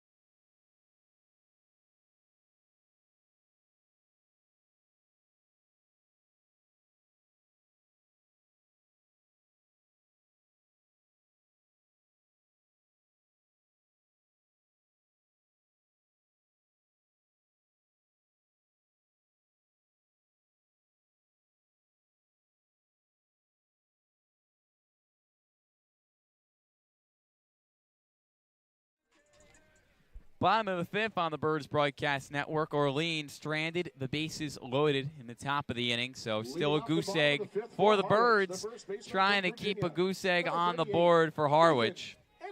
It'll be difficult. Heart of the order due up for the Mariners, 3, 4, and 5. It starts with the switch-hitting first baseman from Virginia, the 6'2", 215-pound Ethan Anderson, who faces a new pitcher, Danny Carrion, in the game. He replaces Daniel Avidia. First pitch from Carrion. Misses outside 1-0. Anderson batting lefty against the right-handed pitcher from UC Davis, the 6'3", 190-pound right-handed pitcher. Carrion's 1-0. Misses low, skips in the dirt, blocked up behind the dish by Owen Carpellotti, still catching 2 balls, no strikes. Carrion did not have his best stuff last time out against Wareham. 1 inning, 2 hits, 2 runs, both earned. Miss upstairs, does not have his best stuff to start this at bat against Anderson, the reigning all-ACC performer at first base for the Cavs. Ahead 3 balls, no strikes. Trying to reach for his second time today. Lays off a 3-0 pitch, which lands in the upper third for strike 1 looking. Carrion hasn't pitched in 5 days, and last time against Wareham, he didn't have his fastball. He couldn't control it. It was only off speed that was working for him in the slider, and he got in trouble. 3 walks. The 3-1. Chop foul over the backstop. The count now full. Carrion just finished up his senior season at UC Davis. A California kid through and through from Winters, which is less than 20 minutes from where he goes to school and about half an hour away from Sacramento. 3 balls, 2 strikes. Here's the pitch. It's absolutely blister to right. Backing up for it. Colin Tuft at the wall makes the catch. Tuft secures the putout against his former Virginia teammate, Ethan Anderson. Dylan, that sounded great off the bat. Looked like the second night in a row Anderson would have a home run, but it dies in front of a right field wall. And we talked about it. It's a long way away, the wall here in Harwich. And Tuft had just enough room. How that stayed in, I'm not sure. But good for the Firebirds and good for Carrion. 15 home runs in the spring with Virginia, who made it to its 6th College World Series since 2009. He was a big part of it. Did not get his second home run here on the summer. Now batting, it's Mason Guerra, who singled his last time up in the 3rd. He takes a strike. Goes by an 0-1, with the bases empty and 1 out. In the bottom of the 5th, it's still 5-0 Harwich. Carrion, the 0-1 of a righty, popped up along the infield, foul territory, right in front of Orleans' dugout, and now behind the dugout, foul. 0-2. Carrion is at his best when he's throwing the fastball at the top of the zone and the slider at the bottom and even a little bit off the plate. That was a good high fastball that got the pop-up, just didn't stay in play. The 6'3", 210-pound Guerra trying to be at his best against Carrion. In search of Harwich's 7th hit of the night. Swings at it, pops it the opposite way, drifting towards his left. Colin Tuft in foul territory, dives for it, can't make the snag. So it stays no balls, 2 strikes to Guerra. Just finished up his sophomore season at Oregon State. An Oregon kid through and through, grew up in Beaverton in the suburbs of Portland and about 90 minutes north of where he goes to school at Oregon State, one of the best programs out of the Pac-12. The 0-2 breaking ball up in the zone for strike 3 looking. Danny Carrion didn't have his best stuff in his last appearance, but he starts this appearance against Harwich with a flyout and a backwards K. Bases empty, 2 away. In the bottom of the 5th, still 5-0 Mariners. So from Beaverton, and now he's a Beaver over at Oregon State. Pretty funny. And it fits. He always wanted to be an Oregon State player, too. All Pac-12 honorable mention in the spring. Ball upstairs to the 5th man of the order, Lorenzo Carrier, the left fielder. Righty on righty once again. With the bases clear and 2 out. The 1-0 pitch hops in the dirt, blocked up by Karp, and dribbles back into fair territory along the 3rd baseline. 2-0. Carrier's put the ball in play a couple times, but has grounded out in the infield both times in the 2nd and 3rd innings. Just finished up his sophomore season at Miami. Miami, Florida, that is. Not Miami of Ohio. The 2-0 offering cut on and missed. 2-1. You have to correct it now. Miami, Ohio is really starting to get going. They have a good hockey team over there. Of course, Miami, the Hurricanes. The 2-1 pitch inside for ball 3, 3-1. 2 Cape Cod League broadcasters this year with Miami school roots. And Wyatt Kopelman up in the press box here from Whitehouse Field. Miami, Florida student. One of the finest, one of the best. One of the best. The 3-1 pitch misses low. That's a 2-out walk for Lorenzo Carrier. Danny Carrion retires the first 2 Mariners that he sees, but Carrier reaches for the first time tonight, trying to add on to his 5-0 Harwich lead in the bottom of the 5th. Number 24, Devin Obie. A walk for Carrion, and he was really trying to find his slider there. He couldn't. The 6th walk Carrion, the rising 5th year, has given out in just over 6 innings of work this summer. Walked 3 batters in that 7-6 win against Wareham earlier this week. Gets the whiff on the first pitch against Devin Obie. The Duke Blue Devil and another right-handed batter falls behind 0-1. 1 on, 2 out. Obie, he singled his last time up, but was caught stealing on his way to second, gunned down by Owen Carpellotti behind the dish. The 0-1 from Carry-On. Another whiff. Well-placed pitch, low and in towards the knees of Obi. And the right fielder goes behind 0-2. Carry On now is to put him away. Get through this inning and keep it where the game is, 5-0. 17 pitches in the inning for Carry-On. His first out of a bullpen. Looking for his 11th strike. The 0-2 pitch. Upstairs, check swing, strike 3. Devin Obi couldn't keep that bat in front of home plate. And as a result, Danny Carry-On's got his second strikeout in his first inning of work. He chucks up a 0, keeps it 5-0. Harwich still in front. We go to the top of the 6th on the Birds Broadcast Network.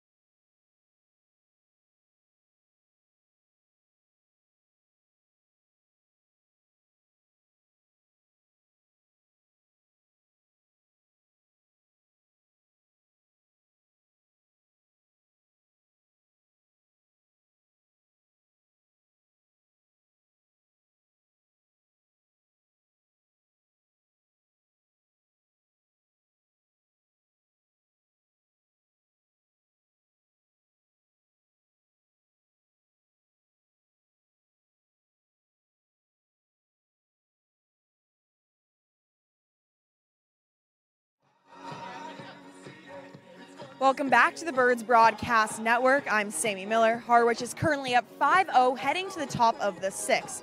Now, another new Firebird is making their debut, Colin Tuff, the former Virginia Cavalier and now the Tulane Green Wave.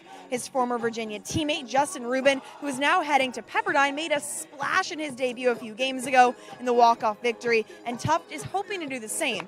Now, in the dugout, these two are continually going back and forth, sharing what they are seeing out there and certain techniques they have picked up along the way. I asked Justin how special it is to have a familiar face out here on the Cape, and he said that he is so happy they are reunited again for one last run before they head off to their respective schools come the fall. Guys, back to you. Thanks, Sammy. A lot of Virginia players, past and present, in attendance tonight, whether it's Colin Tuft headed to Tulane, Justin Rubin headed to Pepperdine, Chase Hungate also on the Firebirds pitching staff out of a bullpen. He's going to go back to UVA for his junior season. And then the first baseman, Ethan Anderson, one of the best players in the ACC, playing for Harwich, one of their teammates this past year with the Hoos.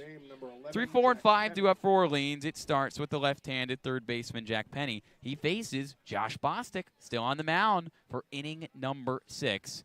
And it starts with a ball. Just under 70 pitches so far, Dylan, but Bostic's going to try to stretch this out to 6 innings of scoreless baseball. Yeah, found himself in a little bit of a jam in the 5th. Bases loaded after a single by Carpellotti, a double by Farrow.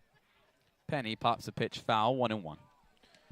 And then a walk to Oyama, but Olmsted couldn't make him pay. He lined the ball and hit it really well, but right at the right fielder, Obi. Bosick now looking for another inning. This Harwich bullpen has not been very good over the past week, so they're leaning on their starting pitching. Only 4 hits tonight for Orleans. None of them from Penny. The 1-1, fastball in the outer half for strike 2 looking. Penny, 0 for 2 on the game, grounded out in the first, flew out to center in the 4th. The 6-foot, 185-pound rising junior by way of Notre Dame. The 1-2, fouled away, clanks off the backstop. You probably heard it as our microphone, safe, but just a few feet above it. Ball and 2 strikes still to Jack Penny, who had that unofficial home run in the game against Chatham on Wednesday, a game that was fogged out and will be resumed later in the month. The 1-2 misses high. Good eye from Penny. 2 balls, 2 strikes. He's not biting for that high heat. No, and he's been really good with his plate discipline this year. He doesn't expand a lot. He will work counts, take his walks when necessary. Penny, a .246 batting average headed into tonight. The 2-2 cracked to right field, but drifting towards his right, making the catch easily, is Obi. It's the second straight fly out for Jack Penny. That batting average going to go a bit down, but again, another well-hit ball from the Massachusetts native, 1 away. Another well-hit ball. Bostic, who just looks so comfortable on the mound. He's playing around, smiling with his infielders, saying I'm good to go for more and more to the Harwich dugout. They do have a righty warming up, but why use him? Bostic has been so good. 75 pitches for the JUCO star, 57 of them for strikes. That's another one. Swing and a miss to the right-handed designated hitter, Matt Hallback, trying to extend his hit streak to 8 tonight. He's 0 for 2 with a strikeout and a pop-out.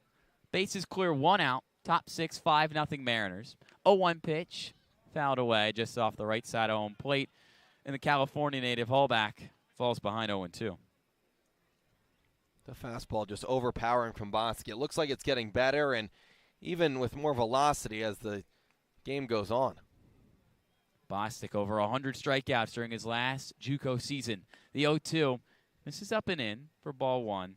Just an absolute beast at Grayson College in Texas in the spring. 2.52 ERA in 10 starts with over 100 Ks and under 30 walks in 60 innings pitched.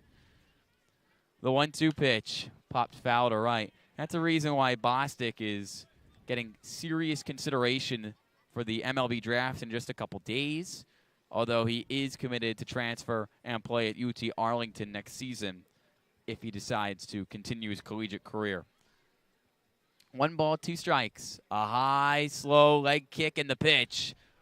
Popped up, infield, drifting towards the first base side, but backpedaling towards the outfield and making a catch at second is Rivera for the second out of the inning. Well tracked by Daniel Rivera. A battle. Hallback's always going to provide it, but another good pitch from Bostic. 2-way. Imagine facing 96, 97. And you also have to deal with the guy throwing off your timing on the mound. That one was 97 out of the hand of Bostic. And then he's going to raise his leg, and he's not going to tell you when he's going to put it back down. Puts the leg down quickly here to Eddie Micheletti Jr., but misses low with his own 1-0. That's the 81st pitch for Bostic, trying to close out 6 scoreless innings for Steve Engler's team in the top of the 6th. 5-0 Mariners. The 1-0 pitch to the lefty on the lower third for a strike. 1-1. To Micheletti Jr., who's 0 for 2 tonight. He's flown out twice, once to second, once to right. He's pulling it towards the right side of the field, but not in a spot for a hit. The 1-1 pitch, low and away, strike 2 looking.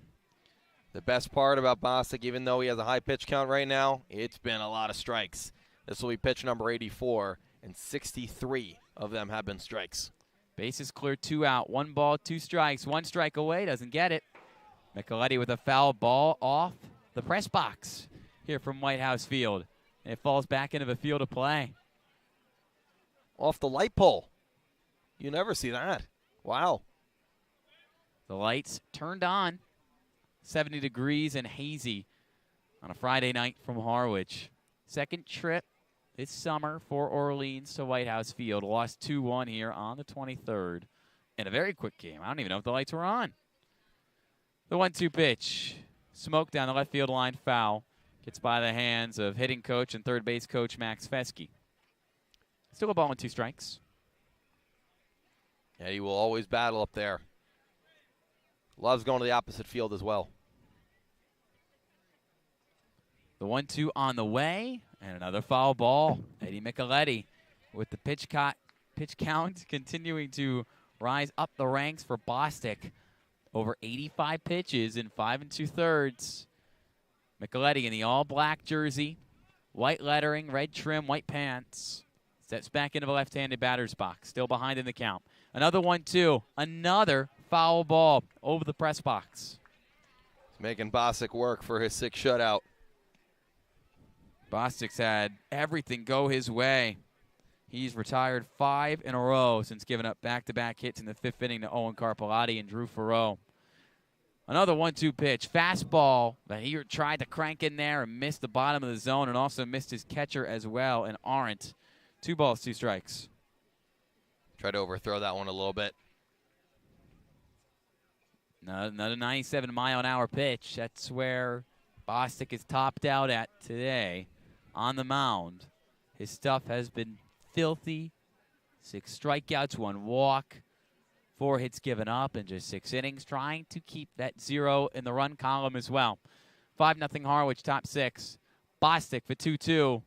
Micheletti goes on the check swing on a pitch on the outer part of the plate and goes down via the K. 7 strikeouts for Josh Bostic in 6 clean innings of work. Easily the best start of the summer for the future Texas Arlington star. Still 5-0. We go to the bottom of the 6th on the Birds Broadcast Network.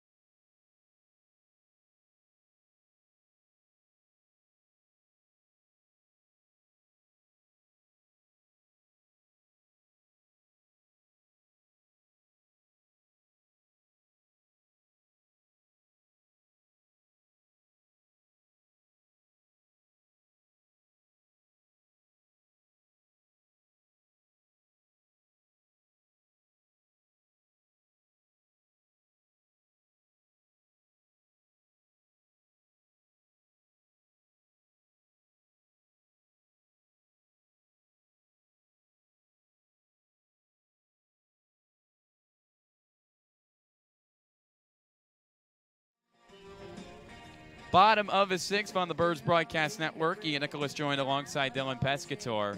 The music blaring from Whitehouse Field. The vibes are high for a Mariners team that's lost 4 in a row, trying to stay at second place in the East Division with the Firebirds right on their tail. Danny Carrion back on the mound for his second inning of work. The righty faces the bottom of the order for Steve Englert's crew, starting with the catcher batting 7th, Brian Arndt, also another righty. A lineup tonight, all righties, only one variation, a switch hitter. Owen Carpellotti chases the ball behind the dish, runs out of room. It clanks foul, and about 20 or 30 kids mob after the foul ball to Arndt, who falls behind 0-1. He's walked twice tonight. Yes, he has, and I would not want to be one of those kids in that battle. It is a war every time there's a foul ball out there. Baseball Cloud, the official sponsor of all the baseballs here in the 100th season of the Cape Cod Baseball League. Breaking ball for Carrion, in for a strike looking. Now 0-2 to the UNC Wilmington product, Arndt, heading into his rising junior season. 6 hits tonight for Harwich, 5 runs to show for it. Carrion, a 3-pitch strikeout. It's his third and just 1 1/3 innings pitched out of a bullpen, in his second via the backwards K. The shortstop from Texas A&M. 4 outs, 3 strikeouts for Carrion. When that curveball is working along with the fastball, it can freeze hitters up just like it did to Arndt right there. Hopefully trying to warm up is Ali Camarillo. The shortstop singled his last time up, grounded out too short in the second. Carrion, the All-Big West honorable selection in the spring. Feeling it right now. Swing and a miss to the righty. Camarillo goes behind 0-1. But as I was saying, a lineup with 8 righties and 1 switch hitter in Ethan Anderson batting third for Steve Englert. That's an interesting lineup. Daniel Lavidia started tonight for Orleans. Struggled, but a righty. An interesting lineup to go against him. Carrion whistles a fastball by Camarillo on the 0-1 to make it no balls, 2 strikes. Base is still clear, 1 out. 5-0. Harwich trying to add a lead in the bottom of the 6th. Yeah, a little bit. Usually you see a little bit more diversity in terms of righty-lefty in terms of a lineup, but it's been working for Harwich. High pitch in the zone, fouled off by Camarillo. It stays 0-2. It has worked for a Harwich team that currently sits at 11-11. Just 2 points ahead of a 10-10 Orleans squad for second in the East Division. A Friday night from Whitehouse Field. It's Red Friday around the Cape. The red jerseys for Harwich with the gray lettering, the blue trim, and the all-red helmet for Camarillo. Fouls another pitch back. Just a few feet above his head at the backstop. Still 0-2. With the bases clear and 1 out, 5-0. Harwich in the lead over Orleans, bottom 6. Firebirds need to keep this at 5-0. They've had opportunities. They're 0 for 5 tonight with runners in scoring position. Hopefully their luck can turn on offense. Camarillo puts an offensive blast in the right field. A high fly, but Colin Tuft gets under. Moved a little bit to his left to adjust to the ball and secure the putout. 2 away as Danny Carrion has retired every single batter he has faced. Second baseman. 5 from straight Kansas outs for State, Carry-On. number And 21, Dylan, how about you tell us what's going on Rivera. around the league with the bases empty and 2 out here in the bottom of the 6th? Got a few final scores. UID with a 4-3 win over Bourne, 2 of the hottest teams in the league. That game went 10 innings, so a walk-off for the Red Sox from Yarmouth. Katuitt, 8-6 win over Hyannis at Lowell Park, which is where we're going to be Sunday. And then a 9-4 advantage for the Gatemen in Wareham at Spillane Field over the Brewster Whitecaps, a West and East Division battle, interleague, top 7 in that game. And then Falmouth and Chatham. What can you say about Chatham? But there is always fog. Postponed tonight again. The 1-0 pitch from Carry-On to Daniel Rivera. Foul it off to the dish, 1-1 to the right-handed second baseman.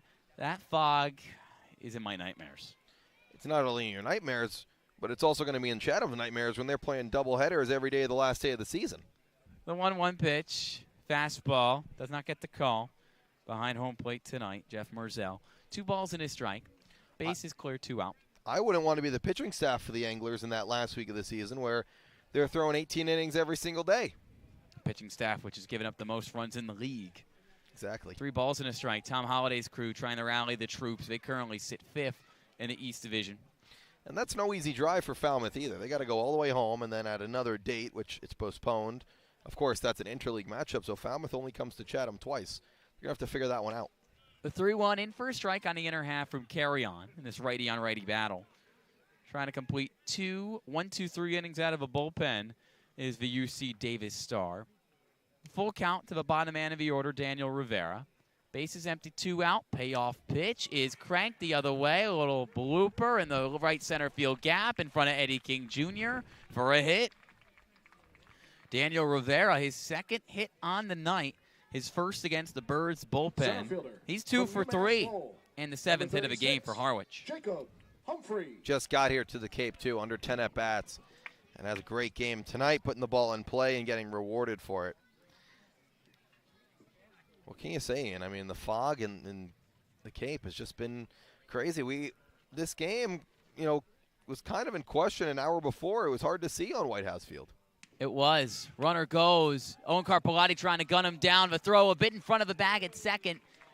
Oyama had it, trying to apply the tag. The runner, Rivera, was behind him and could not. So Rivera moves into scoring position. The Kansas State man on second with 2 out. That was a ball to Jacob Humphrey, who's driven in runs in each of his last 2 at-bats with hits. 5-0 Harwich, trying to add on. The 1-0 misses outside of a righty Humphrey. The center fielder now ahead, 2 balls, no strikes.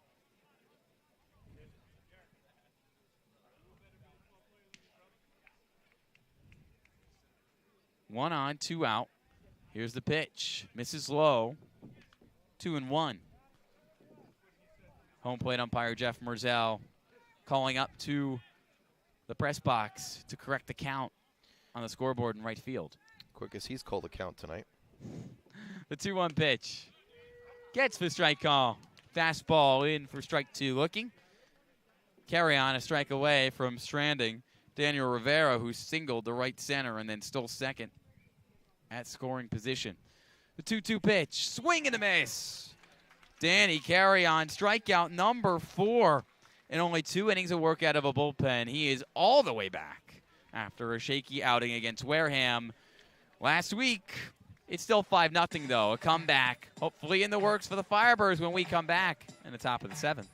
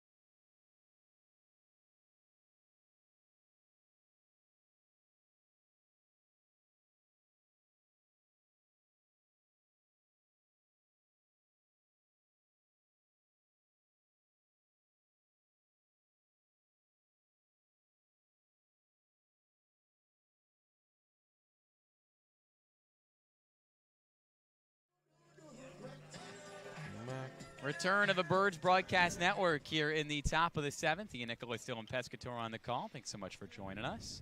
5-0, Harwich in the lead. And Dylan, a big reason why is because Josh Bostic, unbelievable start for him. What's the final line? Oh, man, this guy was outstanding. Maybe the best pitching performance against the Firebirds this season. 6 innings, 4 hits, no runs, 1 walk, and 7 strikeouts for Bostic, getting 18 outs. Only leaves 9 more to the bullpen, and a new name out of the bullpen for the Harwich Mariners, the righty out of Bama, Zane Probst. Yes, the Central Pennsylvania native from Mill Hall, a righty, deals a first pitch ball, missing in the dirt to Eddie King Jr. 6, 7, and 8 due up for Orleans, and King trying to get warm after a home run in that half a game against Chatham on Wednesday. Breaking ball in the inner half for a strike from Probst, the Alabama Crimson Tide. Evens the count 1-1 of the leadoff man, King Jr., who's 0 for 2 tonight with both a looking and a swinging strikeout. 1-1 on the way, breaking ball upstairs, ball 2. And I know Pittsburgh is, of course, on the east coast of Pennsylvania. Philadelphia is on the west coast of Pennsylvania. I think Penn State is somewhere in the middle. That's all I know about Pennsylvania. Everything else is middle of nowhere for me. 3 balls and a strike. He misses outside. The closest major city to Mill Hall, according to Google Maps, Williamsport. Oh, yes. You've been there a few times. I have. You got to love Little League Baseball. The 3-1 pitch, King pops it right field, dropping a no man's land, but dropping his hat and making the catch with his left-handed glove is Devin Obie in right field. The Duke Blue Devil retires the Louisville Cardinal in some ACC crime, and that's 1 away with the bases still empty. At the top of the 7th, still 5-0 Harwich. Now, I've been to Williamsport a few times as a fan, and it was an amazing experience seeing the Little League World Series, seeing everyone come out. But, Ian, I know you have a story. You weren't there just as a fan. No, I was there as, I guess you could say he was on business. Owen Carpellotti, the left-handed catcher, he falls behind 0-1. May have had the opportunity to, call some games down there, but he was counting. You called the game? Maybe into a camera recorder. The 0-1, the Carp fouls it right off the dish, dribbles near the third base line 0-2. Look at that. I mean, anytime you have the opportunity to get a rep in, it's always nice to get a rep in. Especially with some great baseball. Yep. I mean, ESPN covers all those games. Carl Ravitch does some of them. Mike Monaco does a few. They do a great job on the ESPN broadcasts. And, a few years, sometimes they have Monet Davis on. Yes. She's a legend in the Little League World Series game. Yeah, 10 years ago. Dominated. Is that really 10 years? The wow. 0-2. It's a long time. 1-2. Miss outside from Probst to Carpellotti, who singled his last time up in the 5th. The rising junior from Georgetown did. Struck out swinging in the 2nd. Both of those against the old pitcher, however. Now it's Zane Probst. Breaking ball is cranked but foul down the first baseline. Still 1-2 to Carpellotti. On a hazy 70-degree night from Whitehouse Field, Orleans in search of its first win on this summer against Steve Englert's crew. It trails 5-0, top 7. Probst another 1-2. Carpellotti popped up in foul territory along the first base line, drifts back into fair territory, and is gloved by the pitcher off the mound. Zane Probst pitching, fielding, doing it all is the senior from Alabama. That's 2 away, and the base is still clear in the top of the 7th.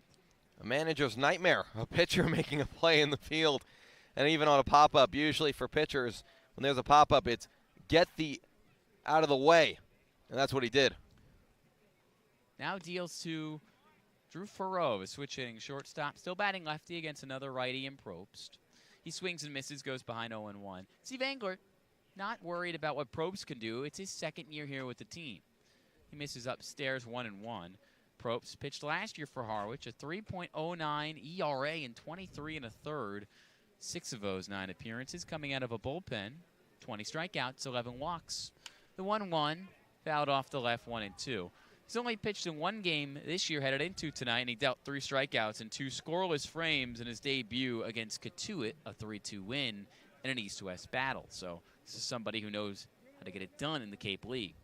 Nobody on, 2 out, 1-2 pitch, launched to right past a leaping second baseman in Rivera for a hit. Drew Farreau Been a bit of a tough day defensively, but offensively, back-to-back hits for the Florida native, a double in the 5th, and now a single here with 2 outs in the 7th. Another great swing on a line drive into right field, past the second baseman's glove. This is a really good sign out of Farrow. Farrow, who was a unanimous all-league selection with the University of Central Florida in the spring, set the Knights freshman home run record with 15, transferring to a great program in Florida State, starting to turn it on. Bottom man of the order is Colin Tuff. Farrow goes to second, and out by a mile he is. Throw behind the dish from Arent Rivera with the tag at second. That can't happen.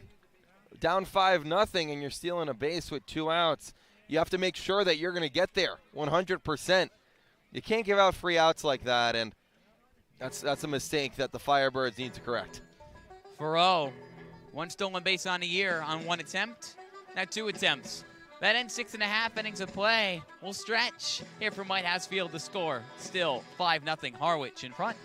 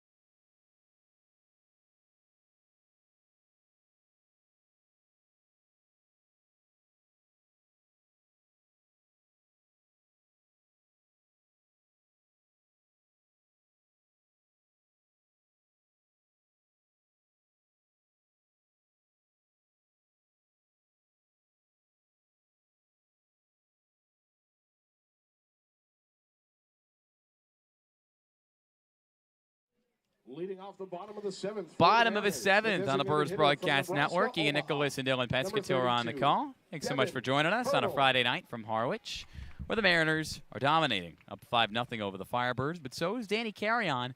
4 strikeouts and 2 scoreless innings out of a bullpen. He comes out for a 3rd inning. First pitch swinging, ground ball over to Olmstead at first, flips to a covering Danny Carrion, who gets the out of Devin Hurdle, the second man of the order. Retired for the 4th time tonight, and this time on a 3-1 putout. Carrion has been so good. Now with 7 outs recorded on 9 batters, he has really kind of taken his game to a next level. Yes, the game isn't maybe as close to the Firebirds as would have wanted it to be at this time. Carrion is doing really good work to keep it where it is. Ethan Anderson's been quiet tonight. Carrion with 4 strikeouts through 2 1/3, trying to keep it that way. Batting lefty against the righty Carrion is the switch hitter. Pitch on the inner half for a ball, 1-0 at the belt of Anderson, who grew up everywhere, but his hometown officially Virginia Beach, Virginia, 3 hours southeast of where he plays his college ball at UVA. Popped up to left center field, ranging towards his right, Eddie King, but snagged and left by someone who didn't have to move too far for it, Eddie Micheletti Jr. That's his 2nd out of the inning. And a quiet Ethan Anderson, 0 for 3 with a strikeout, fly out, and another fly out. 3rd baseman from Oregon State. Danny Carrion throwing strikes, using his velocity, and just getting outs. He's doing really good work for this Firebirds bullpen that's rested, but he's taking on a lot of the load. Carrion trying to put together his best performance of the summer. An out away from 3 scoreless out of the pen. Base is empty, 2 out. First pitch to Mason Guerra. Misses upstairs, 1-0. Carpellotti from behind the dish leaped up to grab it. Nobody on, 2 out. Mariners with 7 hits tonight, no errors, 5 runs. Carrion deals, misses inside, 2-0. Mariners put up all 5 of their runs in the 3rd and 4th innings off Daniel Avidia. 2 runs in the 3rd, 3 more in the 4th. Carrion's 2-0 on the inner half for a strike. Looking. Guerra. 1 for 3 tonight. A fly out in the 1st, a single in the 3rd, a strikeout looking in the 5th. That came against Danny Carrion, his first of 4 Ks. The 2-1 offering. Chopped into the glove of Carrion off the right side of the mound. Underhand flip the first. Johnny Olmstead is there to get the out. And that's 3 scoreless, dominant frames for Danny Carrion out of a bullpen. But the offense needs to respond for Orleans. Top of the 8th we go. It's still 5-0 Mariners here on the Birds Broadcast Network.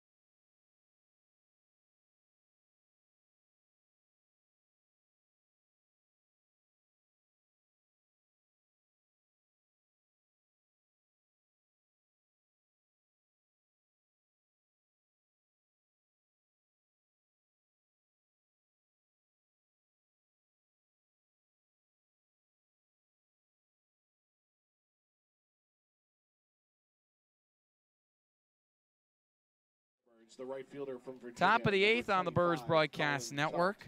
Orleans needs offense in a hurry. In danger of losing a 2-game win streak.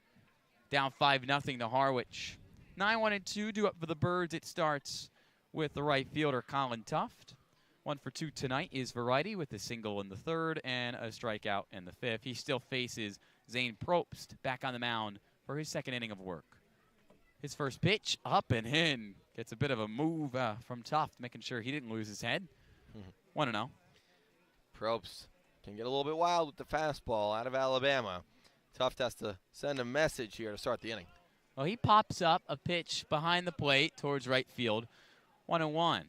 You know, the message in college athletics over the last few years has been you can go anywhere at any time. And these are 2 guys that would certainly know that, and Tuft and Probst. Tuft transferring to Tulane after 2 years at Virginia. And the 1-1 pitch upstairs for ball 2. Probst, meanwhile, began his collegiate journey closer to home. He's from Mill Hall, Pennsylvania. Played 2 years in the Big East at Seton Hall, New Jersey. Had a 6.17 ERA as a freshman, a 5 ERA as a sophomore. Check swing on a breaking ball. Could not pull it back. 2 balls, 2 strikes to Tuft. And just spent his junior season with Alabama, where he had a 4 ERA out of a bullpen. Tuft leads off with the Birds' top 8, 5-0 Mariners. Popped up on the 2-2 offering. It's another foul ball, and another plethora of children are going to run after that one. Tuft transferring from one NCAA tournament team to another. UVA, a powerhouse, won the national championship in 2015. The 2-2, fouled away, gets by the glove of the catcher, Arndt. UVA, a team that won the Natty in 2015, has made 6 College World Series since 2009. Tulane, on the other hand, went 19-40 this past year, made the NCAA tournament. How? Well, they won their first AAC title, just got hot at the end of the year after starting the year 1-10. The 2-2 to Tuft, popped up, right center field, somewhat in no man's land, but coming over from center to make the catch towards his left is Jacob Humphrey. And that at bat to start the 8th inning ends in a flyout for Colin Tuft, who's now 1 for 3. Good battle from Tuft. Continue to foul off some tough pitches, but Probst is in a zone right now. He kind of came in, got 2 quick outs, a lot of single to Farrow, and then the caught stealing. Back to the top of the order for the Firebirds. Only 5 outs to play with. Joe Oyama, the lefty to face the righty Probst. Bases clear, 1 out. Here's the pitch. Breaking ball in the outer half. It's a strike. 0-1. Oyama has continued his magnificent on base streak tonight. with a walk in the 5th and a double rather, in the 1st. Takes a strike, looking once again, though, against Probst, and goes behind 0-2. Nobody on, 1 out. Probst the 0-2 pitch, fouled away, gets by the glove of Arndt. Still no balls, 2 strikes to the UC Irvine rising senior. Oyama from the left side is putting up battles. It seemed like back in that first inning after the double, it looked really good for the Firebirds against Bosick, who throws hard. But they couldn't convert on the opportunity, and ever since it's been kind of tough sledding for the offense. 0-2, check me swing, line to right, but drifting towards his left, making the catch, Devin Obi. 2 away, 5 up, and essentially 5 down against Zane Probst. The lone Firebird to reach, Drew Farrow, a 2-out single last inning, but the next pitch was caught stealing, being gunned down by Bryant Arndt behind the dish. Been smooth sailing for Probst. Must have been a missed sign by Farrow or some sort of miscommunication. Stealing down 5. Pitch on the inner half of the plate, gets by the left-handed glove of the catcher Arndt. So Johnny Olmstead, the right-handed first baseman, gets ahead 1-0. Bases clear, 2 out. Orleans was on a roll headed into tonight. The 0-1 pitch, but the offense has not been able to wake up after back-to-back games with double-digit hits to start last week. Didn't play Tuesday, 4th of July rain out. Wednesday fog out against Chatham. The 1-1 to Olmstead, in for strike 2, looking on the outer half. And then on Thursday, yesterday, no game. And a team showing a little bit of rust. Bases clear, 2 out. 1-2 pitch. Popped up, straightaway center. The second baseman, Rivera, the center fielder, Humphrey, looking for it. Humphrey drifting towards the infield, makes the catch. And it's a 1-2-3 inning for Zane Probst, who's pitched 2 shutout out of a bullpen. Orleans just 3 outs away from a loss. But before that, Harwich has an opportunity to add a lead. Danny Carrion appears to be heading back to the mound for his 4th inning of work. See if he can do 4 scoreless innings when we come back on the Birds Broadcast Network.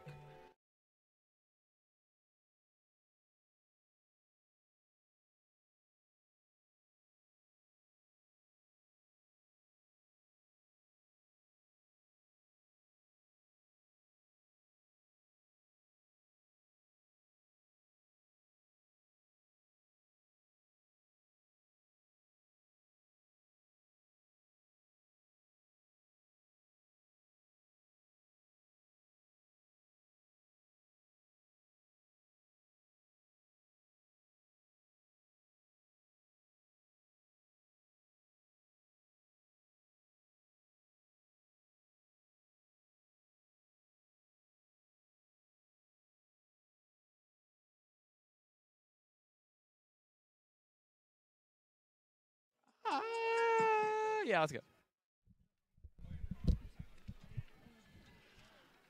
Bottom of the 8th on the Birds Broadcast Network. Ian Nicholas, Dylan Pescatore, thanks so much for joining us. Been a tough night for the Birds against the Mariners, trying to snap a 4-game losing streak is Harwich. Orleans, a 2-game win streak, but down 5-0. Danny Carrion's been one of the few bright spots. 3 shutout innings out of a bullpen. He's back for a 4th inning, and he faces Lorenzo Carrier, the righty. His first pitch, a strike. Another fastball in to make the count 0-1. Carrion went 1-2-3 in the 7th, Dylan. No signs of slowing down, now facing the 5th man of the order. Not at all, and also he's been really efficient through the 3 innings, only 45 pitches. He's been really good with his fastball, so dropping in a few curveballs for strikeouts. 9 outs, and 4 of them have been by the strikeout. Trying to get one more. Ahead in the count 0-2 on Carrier, who just popped the pitch foul. Leading off for Harwich in the bottom of the 8th. Carrion still in search of a sign, gets it, deals the 0-2, blows it by Carrier. That's strikeout number 5. And the first of Carrier tonight. Orleans still down 5-0 in the bottom of the 8th. Bases empty, 1 out. Right fielder from Duke. Danny Carrion wins the CARR battle. Carry on, Carrier. Danny Carrion will carry on with the 5th strikeout. A little bit too much. Yeah, I was thinking of making a pun there, but I like that. We're just going to leave it right there. That's a good pickup, Dylan. Ball 1 to Devin Obie, the right fielder. Singled in the 4th, struck out in the 5th. The Duke Blue Devil with great speed out in right field. He's been making put out after put out all game long. Bases clear, 1 out. Carry on deals, breaking ball, in for strike 2 looking. Carry on continues to keep the pitch count low. This will be his 50th pitch in search of his 8th out of the game out of a bullpen. The 0-2 offering, and there's another strikeout. Swing and a miss from Devin Obie. That's strikeout number 6 for Carry On in his 8 outs recorded on the game. He's been really good, and he's gaining a lot of confidence. Easily his longest appearance of the season as well for Carry On. Upwards of now recording 11 outs. Longest he went before was only 5, and that was against Falmouth in a 5-4 win. Bases clear, 2 out. 5-0, Harwich in front, bottom 8. Brian Arndt grounds 1 the first, fielded by Olmstead. He runs towards the bag, thinks about handing it to Carry On, says, I'll take it myself. And we'll cap off another 1-2-3 inning easily. Back-to-back 1-2-3 frames for Daniel Carry On. 4 shutout for the senior from UC Davis. He has done everything possible to keep it a manageable game for Orleans, but now a tall task ahead. Can Orleans score 5 runs or more in the top of the 9th? When we come back on the Birds Broadcast Network, you'll have to tune in to find out.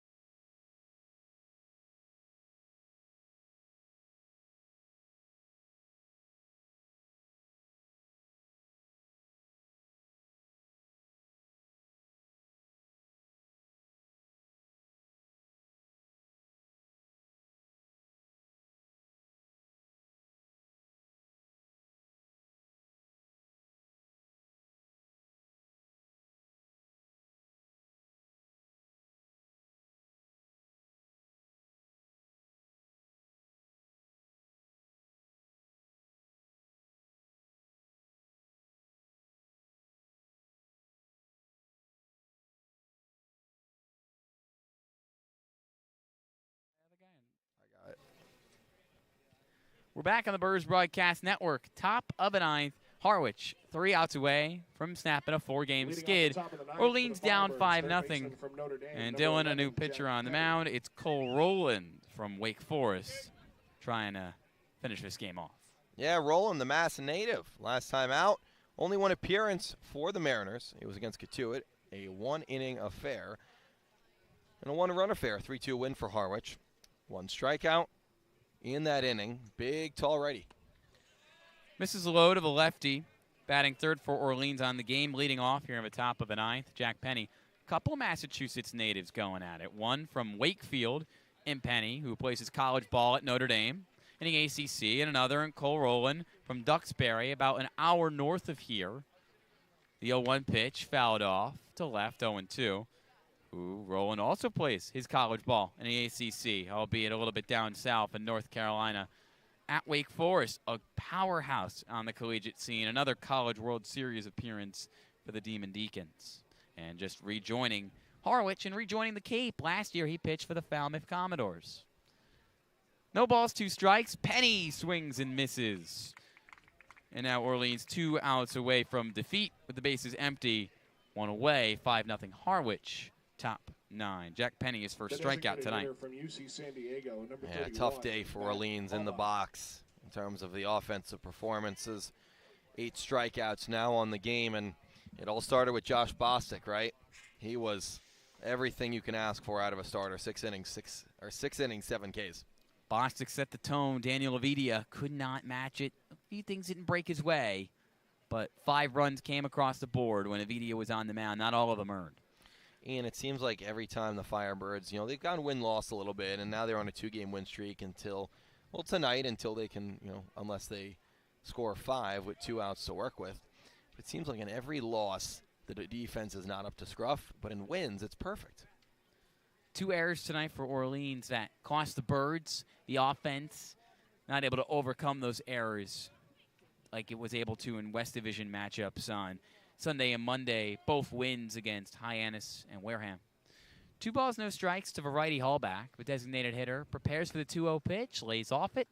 Miss high from the new pitcher in the game, Cole Rowland, now 3-0. And when you make defensive errors, it's just giving the team that you're facing extra outs and more at-bats and more pitches for your pitcher and more chances for a mistake to be thrown. Matt Hallback hasn't made many mistakes from the plate this season. Came into the night with 7 straight games with a hit. Still in search of a hit this evening to extend the streak. The 3-0 lands in the upper third for a strike from Jeff Merzel, 3-1. Another high strike. Hallback. The 3-0 count didn't go his way.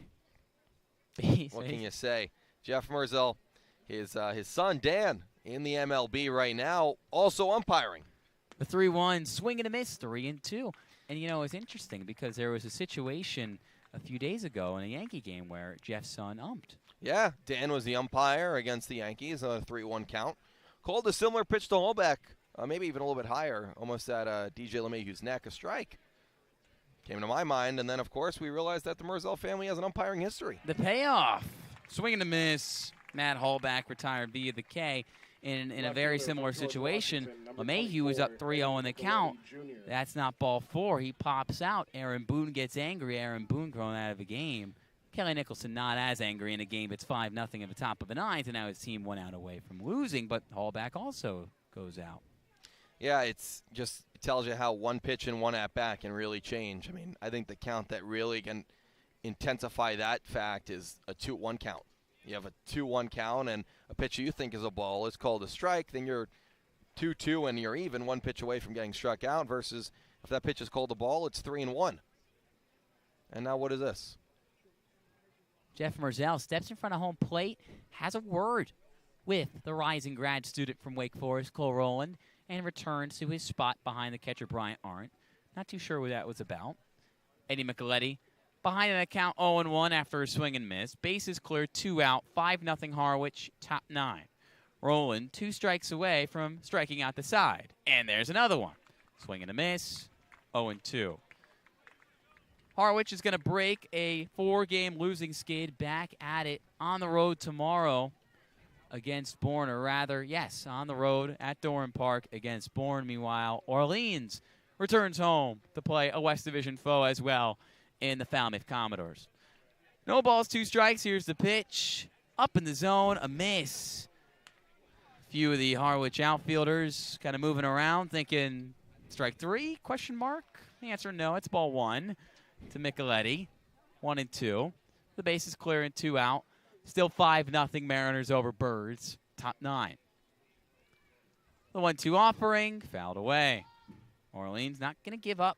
Neither is Eddie Micheletti, who's 0 for 3 tonight, 2 flyouts and a strikeout with a Delaware native who will step back into the left-handed batter's box. Harwich to improve to 12-11 on the year. Orleans to drop to 10-11. The 1-2 fouled away. Those records not finalized yet. Eddie Micheletti is going to fight till the very end, just like he has all summer long. 1 ball, 2 strikes, nobody on, 2 out, 5-0 Harwich over Orleans, top 9. It's only going to be the 2nd time this season Orleans has failed to score a run in a game. 2 balls, 2 strikes, unless, of course, Eddie Micheletti wants to continue to shut me up. His at-bat continues, and the count now even. Of course, that first time was that 5th game of the season against Chatham. A game where Orleans only had 1 hit all game long. 2 balls, 2 strikes. In the dirt, ball 3. Micheletti was racing towards first. He thought he was walking. And things go by the wayside a little bit. You're not as locked into a game where top of the 9th, another team up 5-0, and a strike away from a loss. But Micheletti is going to step right back in for a full count pitch. Arndt, the Massachusetts native, the Dartmouth transfer, the 3-2 offering upstairs. That's ball 4. So hold your horses. There's still a game to be played. 5-0, Harwich in front in the top of the 9th, but a 2-out walk for Eddie Micheletti Jr. Passing the baton to Eddie King Jr., who also 0 for 3, 2 strikeouts and a flyout. I mean, what you can say about Eddie Micheletti Jr. is one, of course, he never gives up, and 2, he can use that at-bat, which was from 0-2 all the way to 3-2 and then walked. Of course, with 4 balls, he can use that as he finds his way as games go along in the season. Eddie King Jr. takes a strike. Breaking ball lands in the middle of the plate to the righty. 0-1. Eddie Micheletti Jr. is going to be an attractive option for some great baseball schools. He's currently in the transfer portal after 3 years at George Washington. It's the 2nd time this inning that Jeff Merzel comes out from behind his spot, behind home plate, to just in front of a dish, has a quick word with Roland, tosses him the ball, goes right back. I don't get it. That's all you got from me? That's all I got. I don't understand it. I think it's a waste of time. No balls and a strike to Eddie King Jr. Somebody's fed up with it. 1-1, miss low and away. The game continues to drag on. A game that was moving so quickly. We've had 4 straight scoreless innings in a bullpen battle. 1 ball, 1 strike. 1 on, 2 out. 5-0 Harwich. Here's the pitch. Nobody's swinging. There's strike 2. Eddie King Jr. falls behind 1-2. So Orleans came into the night 2 points back of tying Harwich for 2nd place in the East, and it's now going to be 2 games back after a much-needed win for Steve Englert's team. 1 on, 2 out, 1 ball, 2 strikes. Here's the pitch. Check swing from Eddie King Jr. They go to first base, and the umpire, Mike Conley, says, no, a check swing indeed. That's ball 2 for Eddie King Jr. Marvick Gomez didn't want this game to end just yet. 1 on, 2 out, 2 balls, 2 strikes. Eddie King Jr. had that 2-run home run in the no game against Chatham on Wednesday. Does he have some fireworks left in him here? No. Swing and a miss. Strikeout for Eddie King Jr. Runner stranded on first is Eddie Micheletti Jr. And the game ends. A dominant one-sided affair for Harwich. An unbelievable pitching performance for Josh Bostic, who goes 6 shutout. The bullpen, 3 shutout frames as well. In the final from Whitehouse Field, 5-0 Mariners over Firebirds. Harwich improves to 4-0 on the summer against Orleans. The Birds with no runs, shut out for the 2nd time through 21 games this summer. 5 hits, 2 errors. Harwich, 5 runs. All of them came between the 3rd and 4th innings. 7 hits, no errors. Dylan, Orleans had played just 4 innings of baseball in the previous 3 days, headed into this game due to Mother Nature, and do you feel like the offense kind of showed signs of that? I think it's possible. I think they were just showing signs of a guy in Josh Bostic who just had everything working for him. Not only was the high 90s fastball working, but his slider and a curveball, along with a changeup, a 4-pitch mix. Bostic had everything going for him tonight. And you chalk it up as one of those days where, the bats who showed up with double-digit hits in the last 2 games just have an off night. The pitching was mostly pretty good. The defense, they got to clean up. I think the MVP of tonight, maybe not be on the offensive side, but actually the pitching side, and Danny Carrion. What worked for Danny compared to his last appearance as we start cooling down here on the Birds Broadcast Network? What worked for him but didn't work in that last appearance on Sunday against Wareham? It's easy, the fastball. It didn't work for him last time because he couldn't throw it for a strike. He had to hold on and only go with the off-speed pitches, which the hitters for the Cayman were just laying and waiting on. But today, everything was working for him. Yes, was he pitching down 5 runs? Sure, but he was very efficient. He was very successful. And Carry-On really saved this bullpen, which now only had to use him as an arm and is still fully rested for tomorrow. And then kind of flipping that on its head, Daniel Avidia had been so unbelievably good through his first 4 starts of his summer. Gives up multiple runs tonight. Where do you think he ran into the most problems? I think he just ran into a time where you're not going to have your best stuff. Avidia was, I mean, we read you the numbers, an under .5 ERA. He was out of this world incredible. He just didn't have his best stuff tonight, and the defense didn't help him out behind him as well. You chalk it up as, you know, a day that everything just doesn't work for you. You get bad luck. You get some hits there, some walks as well. But really liked what I saw from Carry-On as he finished the game, and I think that can really prove something big for the Firebirds. And another thing I really liked were the at-bats at times, especially in the 9th inning. Eddie Micheletti, I think he's been working great at-bats all summer. I think that at-bat maybe not result in a hit, but getting on base with a walk can really improve his confidence as we move on in the season. We wrap up Cooling Down here on the Birds Broadcast Network, and the question is, you know, for an Orleans team that is trying to pick up a win, get back to 500 tomorrow on the road against Falmouth.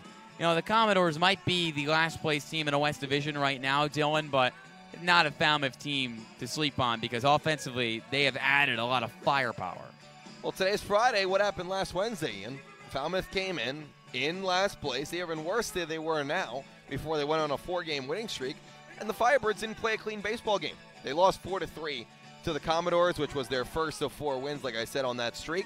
You can't take any team in this league lightly, no matter if you're playing Chatham, Falmouth, or even at the top in YD and Katuitt. So Orleans has to bounce back tomorrow, play a clean baseball game, and get back to what's worked. Multiple errors in that loss to Falmouth, multiple errors tonight as Orleans drops to 10-11 on the summer. Harwich improves to 12-11, and the final score, 5-0 from Whitehouse Field. Mariners snap a 4-game skid against the Firebirds. 5 runs off 7 hits, no errors for Harwich, no runs off 5 hits, and 2 errors for Orleans. That is all we've got for you here on Cooling Down on the Birds Broadcast Network. For Sammy Miller, Dylan Pescatore, our producer Adam Polgreen, and everybody at PAC Network, thanks so much for tuning in tonight on the Birds Broadcast Network. I'm Ian Nicholas. We'll see you tomorrow, 6:15, scorching start, 6:30, first pitch, Falmouth, Orleans from Eldridge Park. Make sure to tune in.